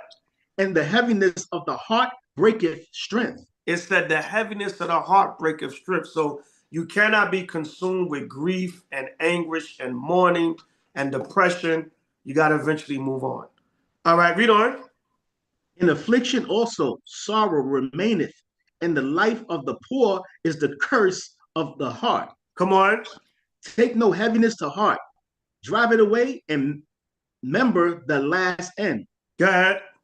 Forget it not, for there is no turning again. Thou shalt not do him good, but hurt thyself. Come on. Remember thy judgment, for thy also shall be so yesterday for me, and today for thee. Go ahead. When the dead is at rest, let his remembrance rest, and be comforted for him when his spirit is departed from him. See that? It said, be comforted for the dead when their spirit is departed from them. That can also go with Job 3 and 11 and James 2 and 26. When a body leaves the spirit, that's all death is. Everybody understand? Guys? So you can sin. You can sin before the Most High, and it can lead you into the hand of a physician. Sickness can come from sin, and then it eventually can lead to death. All right, so go back to St. John 11 and 3. Now, sickness may not always come from sin. It may be an affliction. It's just part of the curses. Remember, in the law, the Most High said he was going to give us all the diseases that we was afraid of in Egypt. He said, you didn't want to keep my commandments, which is a form of judgment for sin, but it may not be directly something a person did. It may just be the overall curse that we're under. Because of the sin as a nation, we have sickness amongst us as a people. That's just part of the curses. All right, go ahead. St. John 11:4. Therefore his sister sent unto him, saying, Lord, behold, he whom thou lovest is sick. Come on. When Yahushua heard that, he said, this sickness is not unto death, but the glory of God, that the Son of God might be glorified thereby. Right, because Yahushua was saying, meaning this sickness is not for continual death, because we're going to find out what happened when you go down, what happened with Lazarus. All right, read on. Now Yahushua loved Martha and her sister and Lazarus. See, it say Yahushua loved them. So Yahushua loved these people. All right, so go to show, no matter what level you're on, you can still get sick, you can still die for whatever reason. All right, come on. When he had heard, therefore, that he was sick, he abode 2 days, still in the same place where he was. Come on. Then after that, said he to his disciples, let us go into Judea again. His disciples said unto him, Master, the Jews of late sought to stone thee, and goest thou thither again? Yahushua answered, are there not 12 hours in a day? If any man walk in the day, he stumbleth not, because he seeth the light of this world. But if a man walk in the night, he stumbleth, because there is no light in him. Right. So they was a little apprehensive about going because they knew, they wanted to kill Yahushua. All right, his life was in danger. But check this out. Read on. These things said he, and after that he said unto them, our friend Lazarus sleepeth, but I go, that I may awake him out of sleep. Right, he said Lazarus sleep, but he meant death. Come on.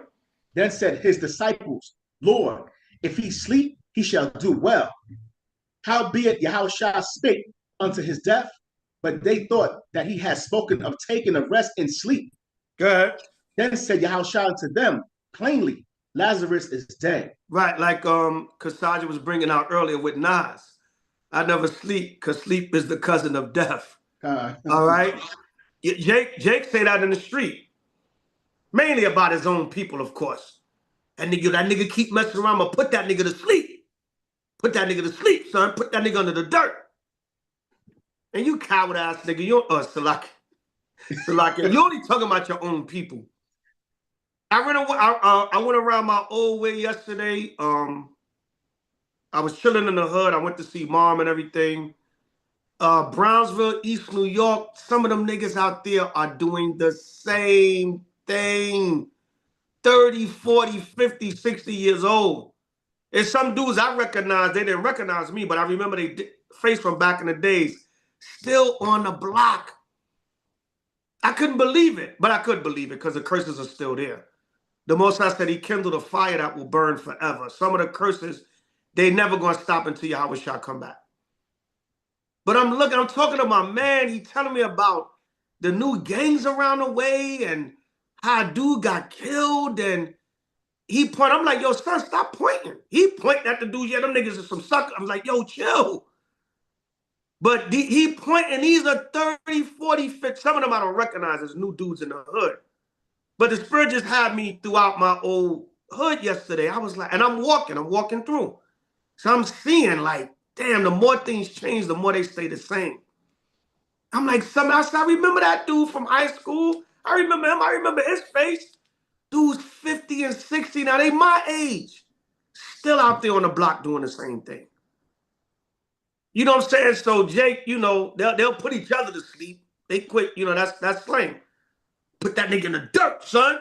Nigga keep messing around. Put that nigga to sleep. Yeah, you put your own to sleep, but you scared the death of Esau. Like we was talking about Philly earlier. You go all the way downtown Philly during rush hour to shoot another brother. Y'all got beef from the hood or whatever. You see him at rush hour downtown Philly. Niggas supposed to be going to work 8, 9 o'clock in the morning, whatever. Dude got scrubs on. and worried about shooting and killing another his op from the hood. Nigga, go to work, man. You know what I'm saying? So these are the things our people are prone to. But Hey, back to the Salaki, fact of the matter, that's the slang amongst our people. Yo, I'll put that nigga to sleep. You know what I'm saying? It ain't. I'm gonna put that Klansman to sleep. I'm gonna put my real ops, the racist so-called white man. I'm gonna put him to sleep. As always, I'm gonna do this and that to another Negro. All right, read on. And I am glad for your sakes. Salaki, King. Bring it out. Yeah, you're absolutely right. These guys, man, they going nowhere from the block, man. The same thing when I go around the old neighborhood and dudes is telling me, you know what I mean? Where you going, man? You one of the official niggas for the block. You gotta, like, what are you talking about, man? Right in front of the Chinese restaurant. They niggas never left the Chinese restaurant. And niggas are still there. And you know what? A lot of them dudes, they angry and they mad at you because they feel like you left. You abandoned them, which is foolishness because they never tried to do anything. And now they got that envy and jealous of you. So, like you say, your man pointing, and nigga don't care. The nigga don't care if he gets shot or you get shot. They really got a secret envy, man. A secret envy is worse than anything. You know what I mean? A silent envy is worse than anything. Yeah, man. I'm telling this dude, man, yo, don't be pointing, son. But he actually told me, yo, because he be watching. So he actually told me, yo, I'll be glad when I see brothers like you, because these niggas out here is ignorant. He was actually talking to me about the ignorance, but I'm like, yo, son, don't be pointing, man. I don't know them dudes. If it was dudes I knew, I grew up with, I'd be like, oh, they'd be like, oh, that son, you know, he probably just telling them what happened. But it was a whole group of new faces. I saw some of my mans that I grew up with, but there's a whole group of new dudes. I'm like, yo, dude, don't be pointing, man. I don't know them dudes. You know what I'm saying? But he frustrated, like, yo, these dudes still out here. So I'm like, yo, just don't be out here. He's like, nah, don't be out here like that. All right, but go ahead. St. John 11:15. So Yahweh he plainly said, look, Lazarus is dead. All right, he's not asleep. The disciples, you know, sometimes Yahweh had to talk to them like they were simple. Not calling the disciples simple, but, you know, they said, oh, he taking a nap? Yahweh was like, no, he's dead, man. All right, go ahead. Verse 15. And I am glad for your sakes that I was not there, to the intent ye may believe. Nevertheless, let us go unto him. Right, Yahweh said, I'm glad that I wasn't there because this is going to make you and a lot of the Jews believe. Because, okay, Lazarus is dead. Now we're going to go there, and I'm going to show y'all what the Spirit going to have me do. Come on. Then said Thomas, which is called Didymus, unto his fellow disciples, let us also go, that we may die with him. See that? Yeah, and we got to be like the disciples and the prophets, man. You can't fear death. That's another aspect. You can't fear death. He said, let us go. If they're going to kill Yahweh, they're going to have to kill us too. That's gangster. That's G with it right there. He said, the Jews seek after his life. If they kill him, they're going to have to kill us too. Let us go, that we're going to die with him today. If he's going to a family that he's close with, Mary, Martha, and Lazarus died, and he's going to comfort the family, we rolling with Yahweh Shai. And if they're going to kill him, they're going to have to kill us too. All right, Khan? Right? So go ahead. Because what? Thomas understood also death is not the final frontier. We don't have to get it, but Revelation 2:10, it said, be faithful unto death, and I will give thee a crown of life. Teach this gospel, even if you got to put your life on the line for it. Because what? You're guaranteed the resurrection and to be on them chariots when Yahweh shall come. We're going to get that later also. Read on. Then when Yahushua came, he found that he had lain in the grave 4 days already. Now Bethany was nigh unto Jerusalem, about 15 furlongs off. And many of the Jews came to Martha and Mary to comfort them concerning their brother. Right, you know, they came to comfort, you know, like we read in the Apocrypha about comfort when somebody's in sorrow, when there's death, things of that nature. Go ahead. Then Martha, as soon as she heard that Yahushua was coming, went and met him, but Mary sat still in the house. Then said Martha unto Yahushua, Lord, if thou hadst been there, my brother had not died. Right, because she felt like Yahweh would have had the spiritual power to heal Lazarus' sickness, like he did. But Yahweh said, no, there's a bigger purpose here. You know, I was not here. He got sick, he died, and I was not here because there's a bigger purpose the Most High going to show us. Right, come on. But I know that even now, whatsoever thou wilt ask of God, God will give it to thee. Yahushua said unto her, thy brother shall rise again. He said, your brother going to rise again. Come on. Martha said unto him, I know that he shall rise again in the resurrection at the last day. Because remember, we're going to get it later, but First Thessalonians 4:13 tells us about the dead and Yahweh rising again. So Martha was like, yeah, that you talking about that? Because he said Lazarus was already dead, buried 4 days. He's, you know, whatever. But Yahweh said he's going to rise again. She said, yeah, at the resurrection at the last day, because they understood that. Right, come on. Yahushua said unto her, I am the resurrection and the life. He that believeth in me, though he were dead, yet shall he live. He said, I am the resurrection and the life. He that believeth on me, even if he dead, he still lives, because he lives in me. And also, he's going to be delivered at the actual resurrection. Right? Come on. And whosoever liveth and believeth in me shall never die. Believe it is thou this. He said, they shall never die. Technically, you're never dead if you live and believe in me. Right? Come on. She said unto him, Yea, Lord, I believe that thou art the Christ, the Son of God, which should come into the world. And when she had so said, she went her way and called Mary, her sister, secretly, saying, the master is come and calleth for thee. As soon as she heard that, she arose quickly and came unto him. Right, there's a lot of meat in this chapter, man, but I just want to get to the main point. We have to do a lesson on just the chapter itself. Good. Now Yahushua was not yet come into the town, but was in that place where Martha met him. Good. The Jews then which were with her in the house and comforted her, when they saw Mary, that she rose up hastily and went out, followed her, saying, she goeth unto the grave to weep there. Then when Mary was come there, Yahushua was, and saw him, she fell down at his feet, saying unto him, Lord, if thou hadst been here, my brother had not died. Good. When Yahushua therefore saw her weeping, and the Jews also weeping, which came with her, he groaned in the spirit and was troubled. And he said, where have ye laid him? They said unto him, Lord, come and see. Yahushua wept.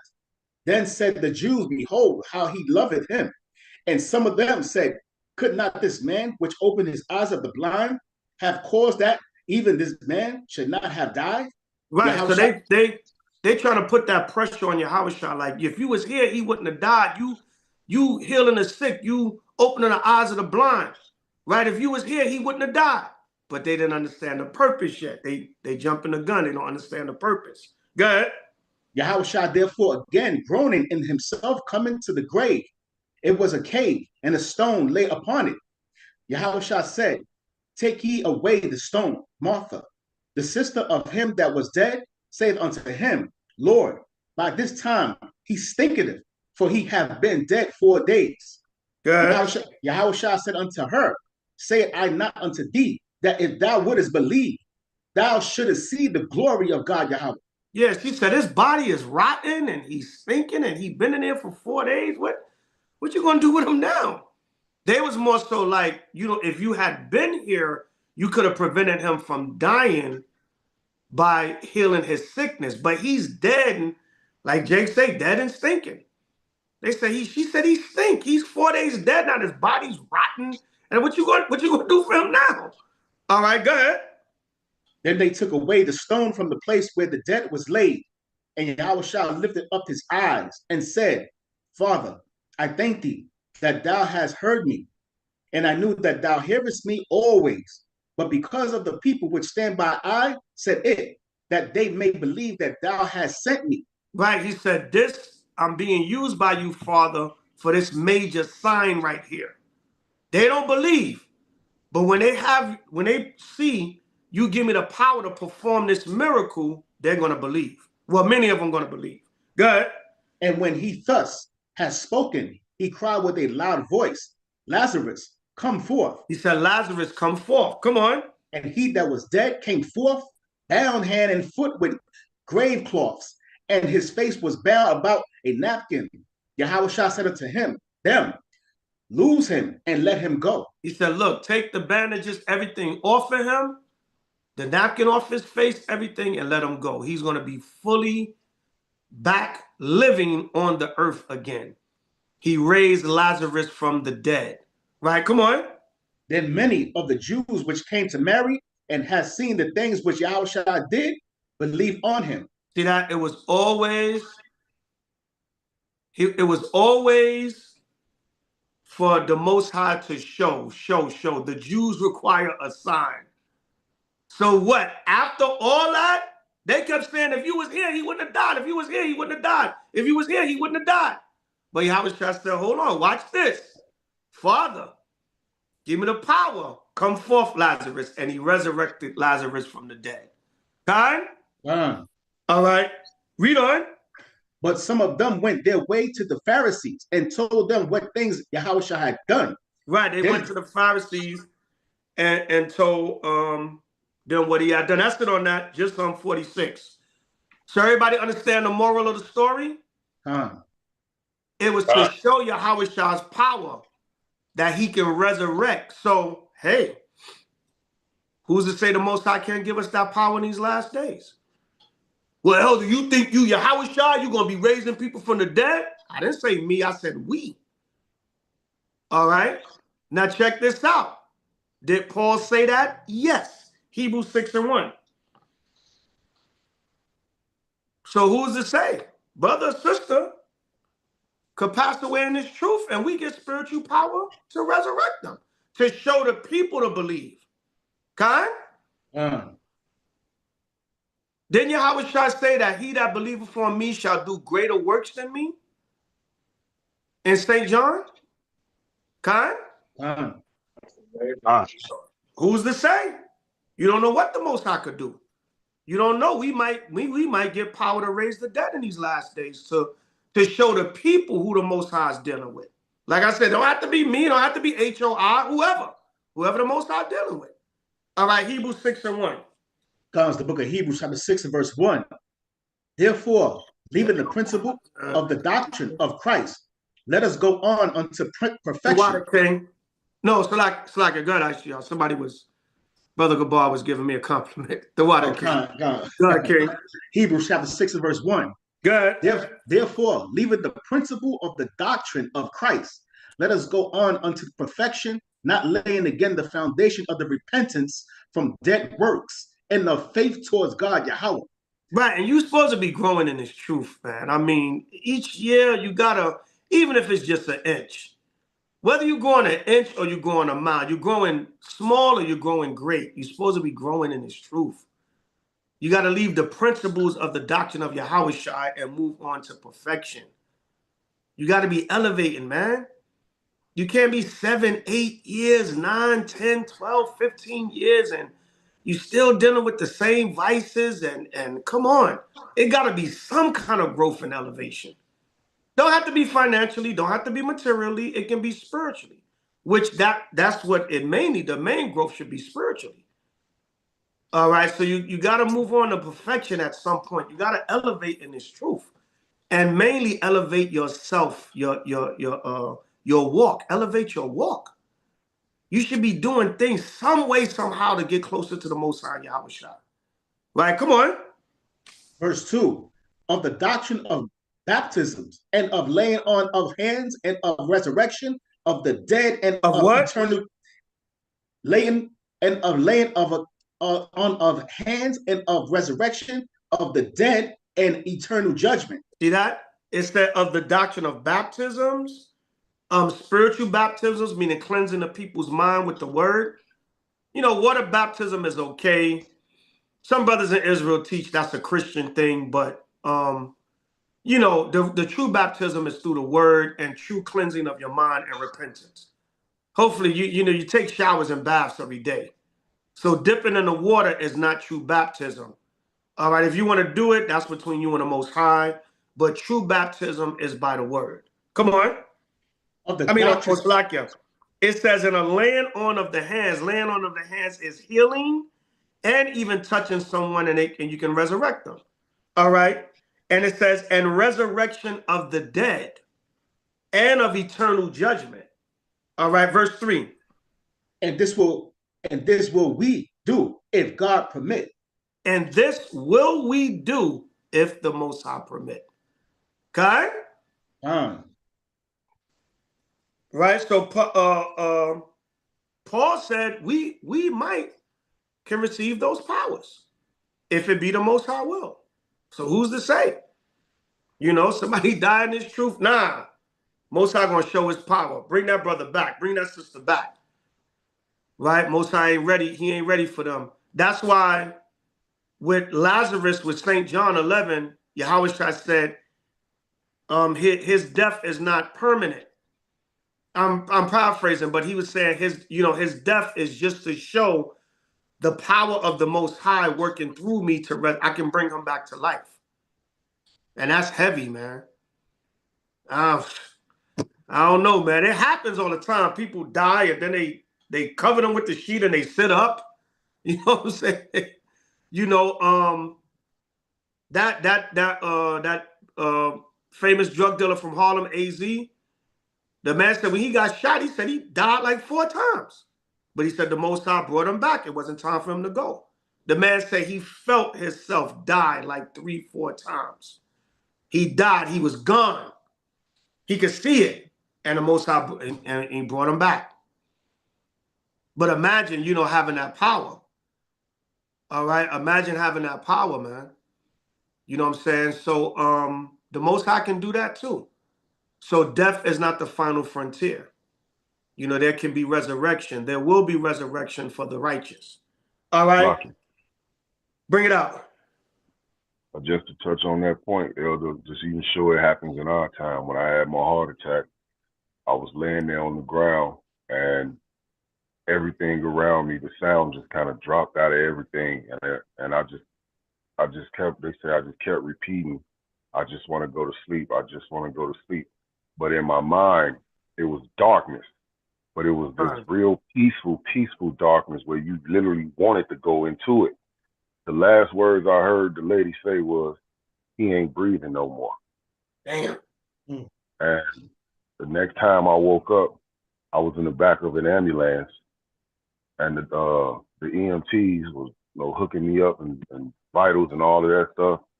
And I faded to black again, and they was like, we losing him. He gone. We losing him. The next time I woke up, I was in the hospital with all type of tubes and stuff. So definitely, when the Most High got work for you and he ain't ready, he'll send you back. Yeah, kind. Most High, if he ain't ready for you, he'll send you back. So that can happen. And then remember, just like Yahweh, that was a sign to the people. Remember, it said many of the Jews believed. Once they saw Lazarus raised from the dead, they said many of the Jews believed. All right. And that was a sign to the people like, oh, wow, the Most High is really dealing with this dude. But then they start going murmuring amongst the Pharisees. Oh, this guy raised somebody from the dead. That's when they was like, yo, he's a threat. Because when you read down in St. John, they was like, the Romans going to take away our place in nation. This Negro doing all these kind of works. So go from there to Acts 9. Go to Acts chapter 9.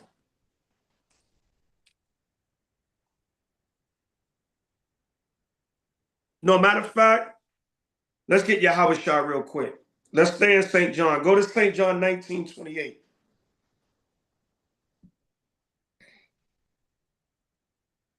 This is the book of St. John, chapter 19 and verse 28.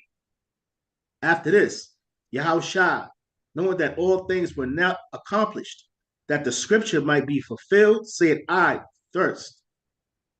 Now there was set a vessel full of vinegar, and they filled a sponge with vinegar and put it upon a hyssop, and put it to his mouth. Yeah, man. Imagine you say you thirsty and somebody try to give you some damn vinegar, man.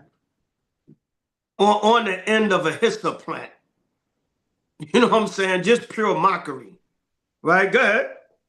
When Yahushua therefore had received the vinegar, he said, it is finished. And he bowed his head and gave up the ghost. He said, it is finished. It's done. I fulfilled my time. It's time for me to go. All right. Jump down to 38. Verse 38. And after this, Joseph, Arimathea, being a disciple of Yahushua, but secretly for fear of the Jews, besought Pilate that he might take away the body of Yahushua, and Pilate gave him leave. He came therefore and took the body of Yahushua. And there came also Nicodemus, which at the first came to Yahushua by night, and brought a mixture of myrrh and aloes, about 100-pound weight. Then took they the body of Yahushua and wounded in the linen clothes with the spices, and of the manner of the Jews is to bury. Right, so now Yahushua is dead. They prepared his body for the burial. Right, come on. Now in the place where he was crucified, there was a garden, and in the garden a new sepulchre, wherein was never man yet laid. There laid that day Yahushua therefore, because of the Jews' preparation day, for the sepulchre was nigh at hand. Jump down to 20 and 6. Y'all can read the rest on your own. I'm getting to the main points. So we see Yahushua's dead. They're preparing his body for the burial, whatever. Jump down to St. John 20 and 6 now. Read. Then cometh Simon Peter, following him, and went into the sepulchre, and seeth the linen clothes lie. Right, so you see the linen that they wrapped him in is just lying there. Right, come on. And the napkin that was about his head, not lying with the linen clothes, but wrapped together in a place by itself. Right, so they seen the napkin from his head wrapped together by itself. Go ahead. Then went also that other disciple, which came first to the sepulchre, and he saw and believed. Go ahead. Now as yet they knew not the scriptures, that he must rise again from the dead. That he must what? That he must rise again from the dead. Right, because in Psalm 16, it prophesied that Yahushua would rise again from the dead. Y'all can read Psalm 16 around the 10th verse. So read the whole psalm to get the understanding. Right, come on. Then the disciples went away again unto their own home. Right, see that? Yahushua rose from the dead. He wasn't there. The linen was there, the napkin, but his body was gone. Because what? The Most High gave him the power to resurrect up to the heavens. All right, now go from there. Y'all can read the rest on your own. It'll give you the whole story of the resurrection. But go to Luke now, 24. Check this out. Luke 24 and 36. So these are just a few precepts to show that there can be resurrection from the dead. Death is not the final frontier. All right. And y'all can read the latter chapters of the Gospels. It'll go all the way into it. Y'all can read that on your own for your own work about, the resurrection and the conversation between Mary and the disciples, whatever. But check this out. Now, Yahushua dead, he rose, but he's going to appear back in the flesh to the disciples now. Check this out. St. Luke 24:36. The book of St. Luke, chapter 24, verse 36. And as they thus spake, Yahushua himself stood in the midst of them and said unto them, peace be unto you. Right, he said, shalom, shalom, Akim. He stood in the midst of them, shalom. All right, go ahead. But they were terrified and affrighted. They gave us the ghost like, yo, right? We thought you was dead. Come on. But they were terrified and affrighted and supposed that they had seen a spirit. They thought they seen a spirit or a ghost.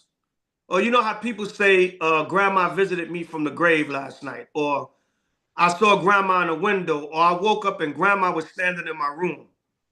And people say those accounts are real. I never experienced that, but people say it's real. The person's spirit can visit you. So they thought Yahushua's spirit came back to visit them. Right, come on. And he said unto them, Why are ye troubled? And why do thoughts arise in your hearts? He said, why y'all having doubt? Or why y'all scared, afraid? Y'all don't believe? I'm the Son of the Most High. Y'all can appear back to y'all in the flesh. There's not a spirit. It's in the flesh, as we're going to read down. Come on. Behold, my hands and my feet, that it is I myself. Handle me and see, for a spirit have not flesh and bones, as ye see me have. Yahweh shall appear back to them in the flesh. He said, it's not a ghost, it's not a spirit. It's me. All right, go ahead. And when he had thus spoken, he shewed them his hands and his feet. Right, the Most High could have let him come back as a spirit, but he let him come back in the flesh. He said, it's actually me. The Most High brought me back down from the spirit world after they crucified me, and I'm back appearing to y'all right here in the flesh. The Most High can do that. So death is not the final frontier. The Most High could bring you back from death. Right, come on. And while they yet believed not for joy and wondered, he said unto them, have ye here any meat? And they gave him a piece of a broiled fish and of a honeycomb. Yeah, Yahweh just said, man, well, y'all cats sit around looking simple, man. Give me something to eat, man. That's a Jake for you. God. That is a Jake for you. He said, let me show these dudes, man. I'm going to eat something in front of them. This is really me. All right, go ahead. And he took it, and he did eat before them. I know the disciples was like, yo, I know they was confounded. All right? But Yahweh just said, man, y'all cats sit there and debate about it. Give me some food, man. Right? You know Negroes love fish. He said, they gave him some boiled fish and a honeycomb. All right, come on. And he said unto them, these are the words which I spake unto you while I was yet with you, that all things must be fulfilled, which were written in the laws of Moses, and in the prophets, and in the Psalms concerning me. Yahweh said, all this is written in the Old Testament concerning me, and it's being fulfilled. Right, come on. Then opened he their understanding, that they might understand the scriptures. Come on. And said unto them, thus it is written, and thus is behold Christ to suffer and to rise from the dead the third day. Come on. And that repentance and remission of sins should be preached in his name among all nations, beginning at Jerusalem.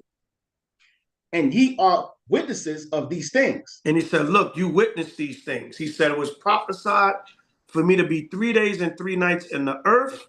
And what? I resurrected, and I'm here, and all is being fulfilled. So the Most High even brought Yahweh back from the dead, of course. Go to Acts, the 1st chapter. I get 2 or 3 more. We're going to close it out for the sake of time. There's more, but I'm going to just get a couple more and close it out. You know, we can go into more precepts another time concerning the death and resurrection, and death not being a final frontier.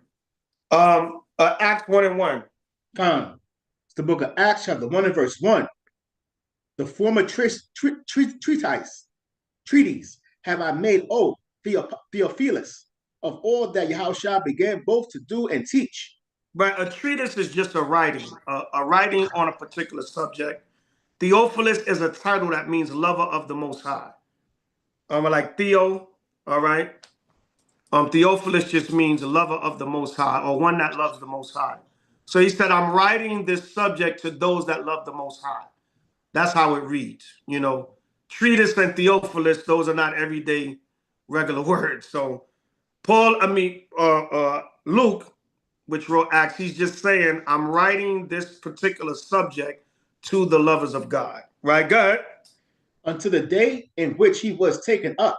After that, he through the Holy Ghost have given commandments unto the apostles whom he had chosen. It said, O Theophilus, of all that Yahweh shall begin to do and teach, until the day in which he was taken up on the chariots. After that, he through the Holy Spirit had given commandments unto the apostles whom he had chosen, which is the story is going to happen when we read down. Right, come on. To whom also he showed himself alive after this passion by many infallible proofs. Right, meaning he came, he proved to them, like we just read in Luke.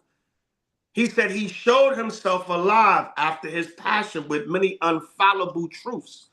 Look, I'm here. Touch me. Hold me. Give me some fish and some honeycomb. It's me. All right. He had to prove himself with infallible proofs. Look, Now we can't get around that. This man sat here and ate in front of us. All right, so Luke is just reiterating the resurrection. Come on.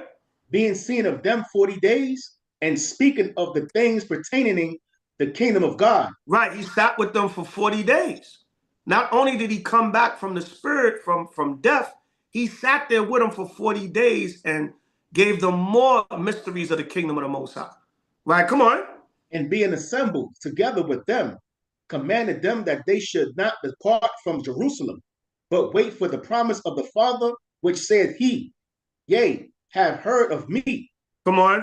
For John truly baptized with water, but he shall be baptized with the Holy Ghost not many days hence. Good. When they therefore were come together, they asked of him, saying, Lord, wilt thou at this time restore again the kingdom to Israel? Right. So they asked Yahweh, are you going to give us the kingdom now that you're back? You came back from the dead, so you must be came back to give us the kingdom. Right? Come on. And he said unto them, it is not for you to know the time or the season, which the Father hath put in his own power. Come on. But he shall receive power after that the Holy Ghost is come upon you, and he shall be witnesses unto me, both in Jerusalem and in all Judea and in Samaria and unto the uttermost parts of the earth. Good. And when he had spoken these things, while they beheld, he was taken up, and a cloud received him out of their sight. A chariot came and just, Yahweh Shah fulfilled his resurrection and his time he was supposed to stay with the disciples and to give them one last encouraging speech that you're going to be witnesses to me unto the uttermost parts of the world. You're going to go and spread this gospel at that time and the future prophecy in these last days. Come on. And while they looked steadfastly towards heaven as he went up, behold, two men stood by them in white apparel, which also said, Ye men of Galilee, why stand ye gazing up into heaven? This same Yahweh Shah, which is taken up from you into heaven, shall so come like manner as he have seen him go into heaven. Right, see that? So Yahweh Shah died, he was crucified, he was buried in the sepulchre, he went up, ascended up to the Father, came back down on the earth in the flesh, stayed with the disciples 40 days and 40 nights, and preached to them and told them, listen, go out and spread the gospel throughout the four corners of the earth. And when he completed that, a chariot took him up back to the Most High. Kind? By Shema Mashiach. By Shema Mashiach, Yahushua. Right, so there's life after death, but not the Biggie Smalls version. All right, no folly. Acts chapter 9, verse 36. All right, 3 more. The book of Acts chapter 9 and verse 36. Now there was at Joppa a certain disciple named Tabitha, which by interpretation is called Dorcas. This woman was full of good works and alms deeds, which she did. And it came to pass in those days that she was sick and died. Read again from 36. Yeah, King. Now there was at Joppa a certain disciple named Tabitha, which by interpretation is called Dorcas. This woman was full of good works and alms deeds, which she did. Right, see that? So who does that sound like? Our brother Shemaiah. All right. Brother was very, very, very productive with the body. Ask the brother to do something, elder, just call me and tell me what you need. Never really asked for anything in return. Sometimes he would be like, elder, it costs this, such and such, and he wouldn't even ask for the money. You know what I'm saying? So, we're going to miss our brother, man. He was full of deeds, for the work and especially behind the scenes. Sometimes you may not see a brother in front of the camera at the camp, whatever, all the time, but don't mean they're not working. A lot of times that behind the scenes work comes in handy, man. We need that. A lot of this stuff didn't get put together. I mean, a lot of stuff got put together by the behind the scenes work. A lot of stuff function and roll and operates through the behind the scenes work. All right, so read that one more time, Acts 9:36. Now there was at Joppa a certain disciple named Tabitha, which by interpretation is called Dorcas. This woman was full of good works and alms deeds, which she did. Right, and see that she was a sister. You have sisters and brothers that are full of alms deeds and good works that they do for the body and the ministry, and they help in furtherance of the gospel. See that? Come on. And it came to pass in those days that she was sick and died, whom when they had washed, they laid her in an upper chamber. Right, see that? She was sick and she died. Now check this out. This was a sister in the spirit. She was operating amongst the body, doing the work, helping out, but the Most High, she got sick and the Most High took her. All right, go ahead. And for as much as Lydda was nigh to Joppa, and the disciples had heard that Peter was there, they sent unto him 2 men, desiring him that he would not delay to come to them. Right, so they just wanted, they wanted a man that was, a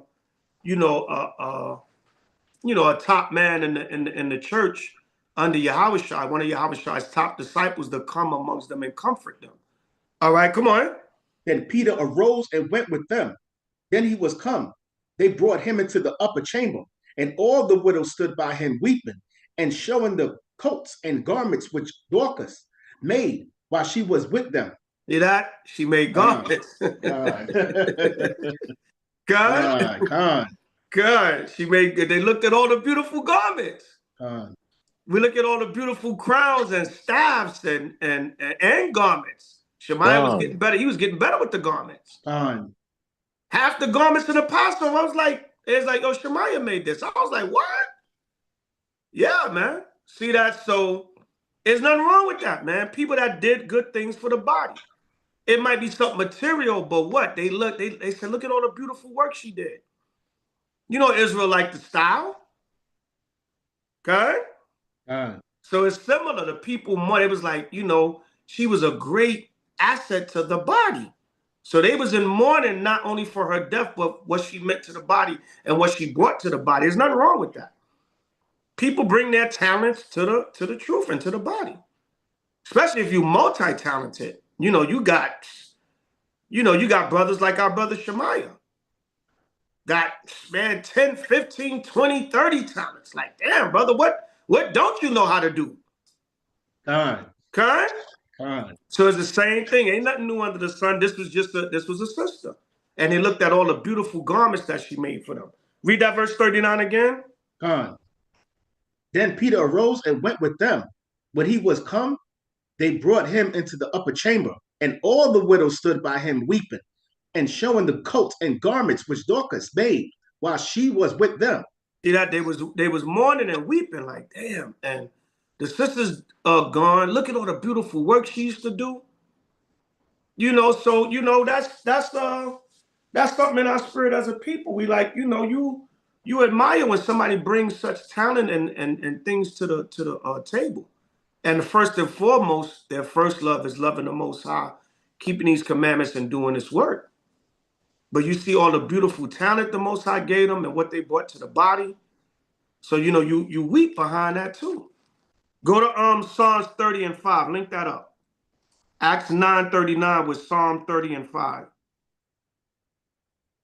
So we remember our brother, man, and all the talent that he had and brought to the body. All right. It's the book of Psalms, chapter 30 and verse 5. For his anger endured but a moment. In his favor, his life, weeping may endure for a night, but joy cometh in the morning. Right. Weeping may endure for a night, but joy cometh in the morning. This is another one the Christians love to read. They love to read this one at funerals and stuff. All right. But weeping may come temporarily, but joy, that's what it means. Weeping may come for a time, but joy in the morning, meaning temporarily. So hopefully we get out of this kingdom soon and we see all of our brothers and sisters that the Father took home, and we can all be in the flesh together in the kingdom and worship and serve him and be together. Jump down to Acts 9 and 40 now. Finish that out. It's the book of Acts chapter 9 and verse 40. But Peter put them all forth and kneeled down and prayed, and turning him to the body said, Tabitha, arise. And she opened her eyes, and when she saw Peter, she sat up. Right, said Tabitha, arise. Quam Tabitha. Quam Shemaiah. Quam Yashaba. All right? That's what quam means, arise. So when he looked, he said, arise, Tabitha. All right, Peter, through the Spirit, he said, arise, Tabitha. All right, come on. And he gave her his hand and lifted her up. And when he had called the saints and the widows, presented her alive. Check that out. See that? So the Most High can give us power to resurrect someone, bring them back from the dead, just like the disciples in H.O.I did. Right, come on. And it was known throughout all Joppa, and many believed in the Lord, Yahushua. And it came to pass that he tarried many days in Joppa with one Simon, a tanner. See that? Check that out. So the Most High gave Peter that power to bring Sister Tabitha back. So that power is there. Like I said, whoever the Most High choose to bestow that power upon, so be it. But I believe those things can be done also in these last days. Somebody got to be the disciples. Somebody got to be the prophets. Somebody got to be the men that the Most High is dealing with. All right. And instead, Peter said, look, I'm going to stay in Joppa for a while. Because many people, more likely than not, it doesn't give detail, but many people, they probably believe, and the church probably grew behind that. Again, the Jews require a sign. You think some of our people out there, if they see us resurrect a dead body, some of them gonna believe. Some of them still might have that. Oh, them guys doing witchcraft. That's voodoo, black magic. How you gonna raise back somebody from the dead? That gotta be witchcraft. That gotta be the devil. They still ain't gonna believe, but some aren't. Like, yo, the Lord dealing with those men. Whoever, like I said, whoever the Most High may choose to do that, the Lord is dealing with those men. Those men are of the Lord. You never know. All right, so death is not the final frontier. So, Shalom. So, Peter chilled out. He said, yo, I'm gonna hang out with my man Simon. Right, and Simon was a tanner. A tanner was a leather maker, or one that dealt in skins. And when you check out a tanner, a lot of times a tanner was looked down upon because they had to constantly deal with the dead carcasses and skins of animals, which made them constantly unclean. I remember we had a brother that worked in a meat market. And, he's like, damn, man, every day I got to cut up this damn swine. I got to touch this damn swine and be unclean. So he like every day, but the elders gave him a pass. They was like, the brother can't help it. They still let him come to class and feast days because he couldn't help it. That was his job. We had brothers worked in a funeral home, constantly around dead bodies. The elders had to say, we're going to just pray on it and ask the Most High for forgiveness, because brother won't be able to come to nothing. He constantly unclean. You know what I'm saying? So, the elders just prayed on that. Some congregations wouldn't have let the brothers come in. They would have been like, you just got to worship at home, brother. You unclean. But, some of the elders and leaders was like, that's the brother's job. They gave him a pass. But when you check out tanners, they were kind of looked down upon because, they had a job that kept them constantly unclean. All right, but you got to use wisdom. So yeah, that's just dealing with resurrection. There's more. There's one in the gospel where Yahushua resurrected the woman. There's many. Lazarus we read, and Lazarus, the resurrection of Lazarus, that ties in spiritually with the rich man and Lazarus the beggar. Now, when I brought out the parable, I didn't go into that aspect. You can go deeper. The parables are so deep. I just want to bring a surface level breakdown so brothers can understand how to explain it. But those parables go deep. Maybe I'll do a part 2 and go more in depth with some of the mysteries of the parables and going deeper into the analogies, how they relate to other scriptures on the spiritual aspect, the spiritual connection. But that's just a footnote. Not to get off topic, but yet on topic. But that resurrection of Lazarus from the dead, it ties in with the rich man and Lazarus the beggar, because we're coming out of that dead state into the kingdom, like Yahushua resurrected Lazarus from the dead. And remember, that's one of the parables that's actually can be taken literal. The rich man and Lazarus the beggar, you can actually take that literal as Esau's fall and Jacob's rise. All right, but back to the fact of the matter. I just want to put that footnote in there. So yeah, 1 Thessalonians 4 and 13, then Revelation, we're gonna close out. I know it's late. 1 Thessalonians 4:13. So everybody understand? Khan? Gone. I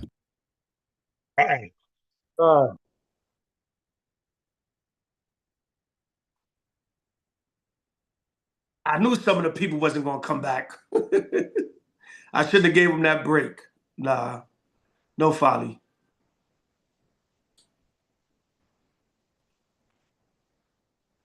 Okay, Khan. 1 Thessalonians 4:13. This is still dealing with the resurrection. All the scriptures from St. John 11 on, they all dealing with resurrection. So that's why I titled the class, death is not the final frontier. Because, there's many aspects where you can be brought back from death. All right. 1 Thessalonians 4:13. 1 Thessalonians chapter 4, verse 13. But I will not have you to be ignorant, brethren, concerning them which are asleep, that ye sorrow not, even as others which have no hope. For if we believe that Yahushua died and rose again, even so them also which sleep in Yahushua will God bring with him. Right. So there is a spiritual and physical death. So don't worry about the Israelites that haven't woken up yet, because there's still portions of the 1/3 that still got to be woken up, that still got to come back to this truth in these last days. Also, the ones of our people that are physically dead, that died in Yahushua. Remember, we started off with what? Isaiah 57:1. The righteous perish.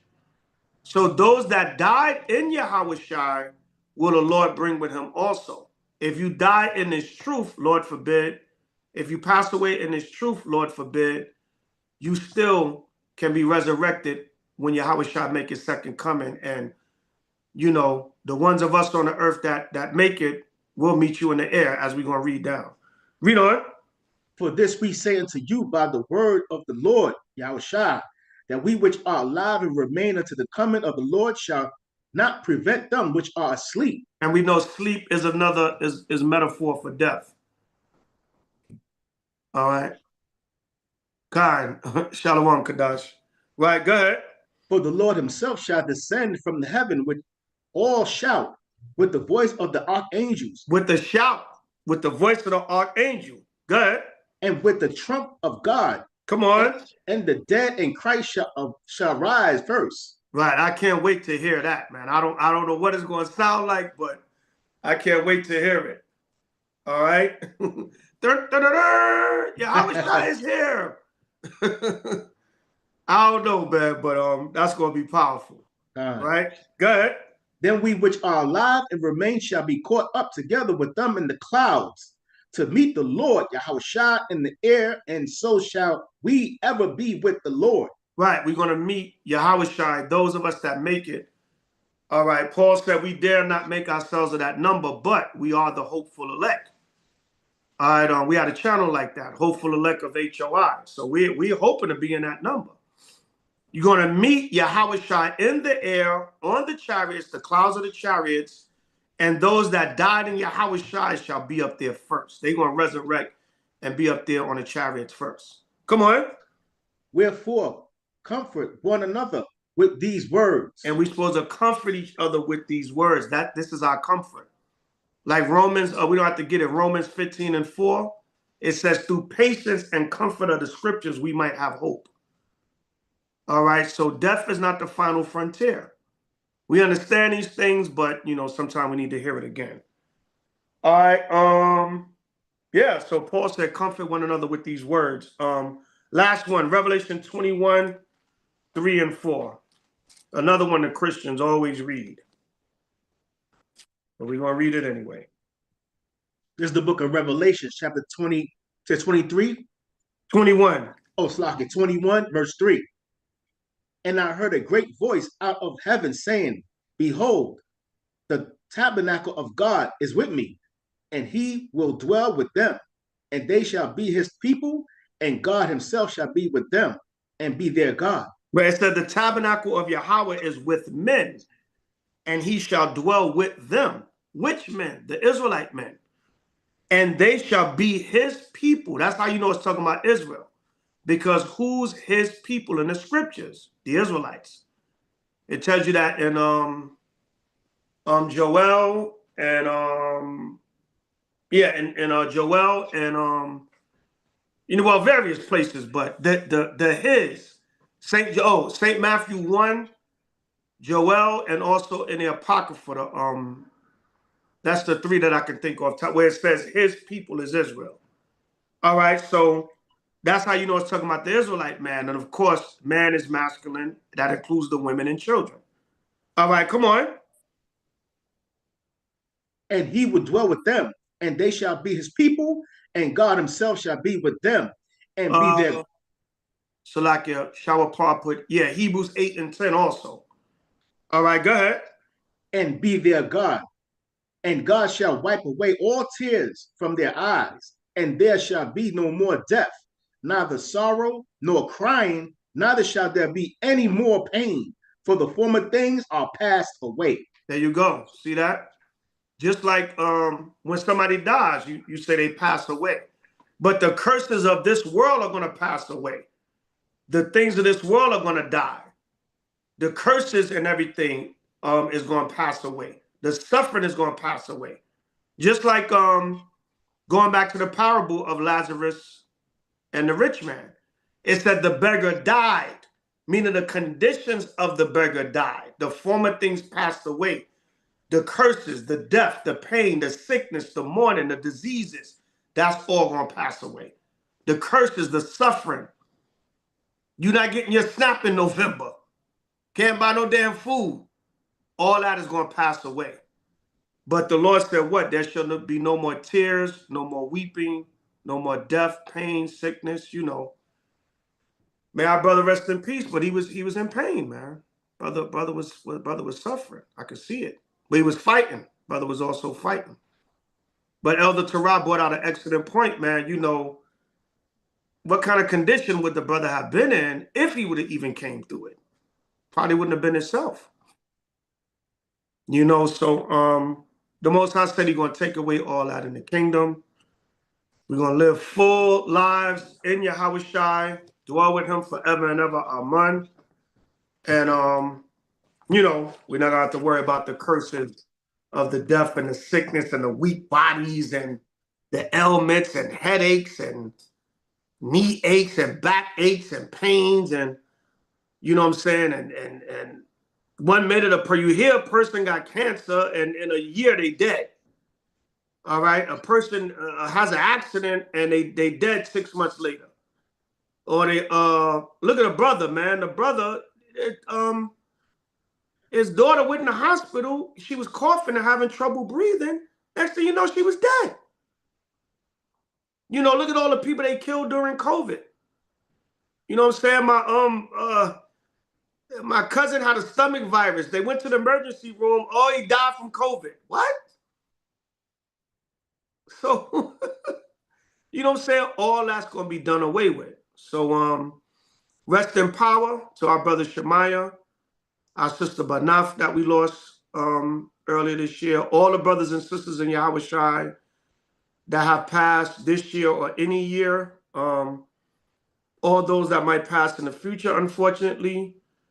You know, but all praises. May our brother rest in power. And most high will we see him when them chariots fly, or if we get that power of resurrection to bring them back. It's up to the Most High. All right, all praise to the Most High, Mashiach Yahushai, Kwam Yasha'Allah, Kwam Shemaiah, Kwam House of Israel, Kwam Nation of Israel. All praise to the Most High, Mashiach Yahushai, forever and ever. Amen. Death is not the final frontier. By Shema Mashiach Yahushai. Shema Yahushua. God. No praise. Time. Shema Mashiach Yahushua. Shema Mashiach Yacha. Ah. Shema Mashiach. Khan. God, so hopefully that brought about some comfort, brothers and sisters. So all praise to the Most High Mashiach Yahushai. Elder Zabach, Priest Zabach, Brother Zabach, whatever title you want to respectfully call me. All praise to the Most High Mashiach Yahushai. H.O.I to them chariots fly, only scream it if you mean it.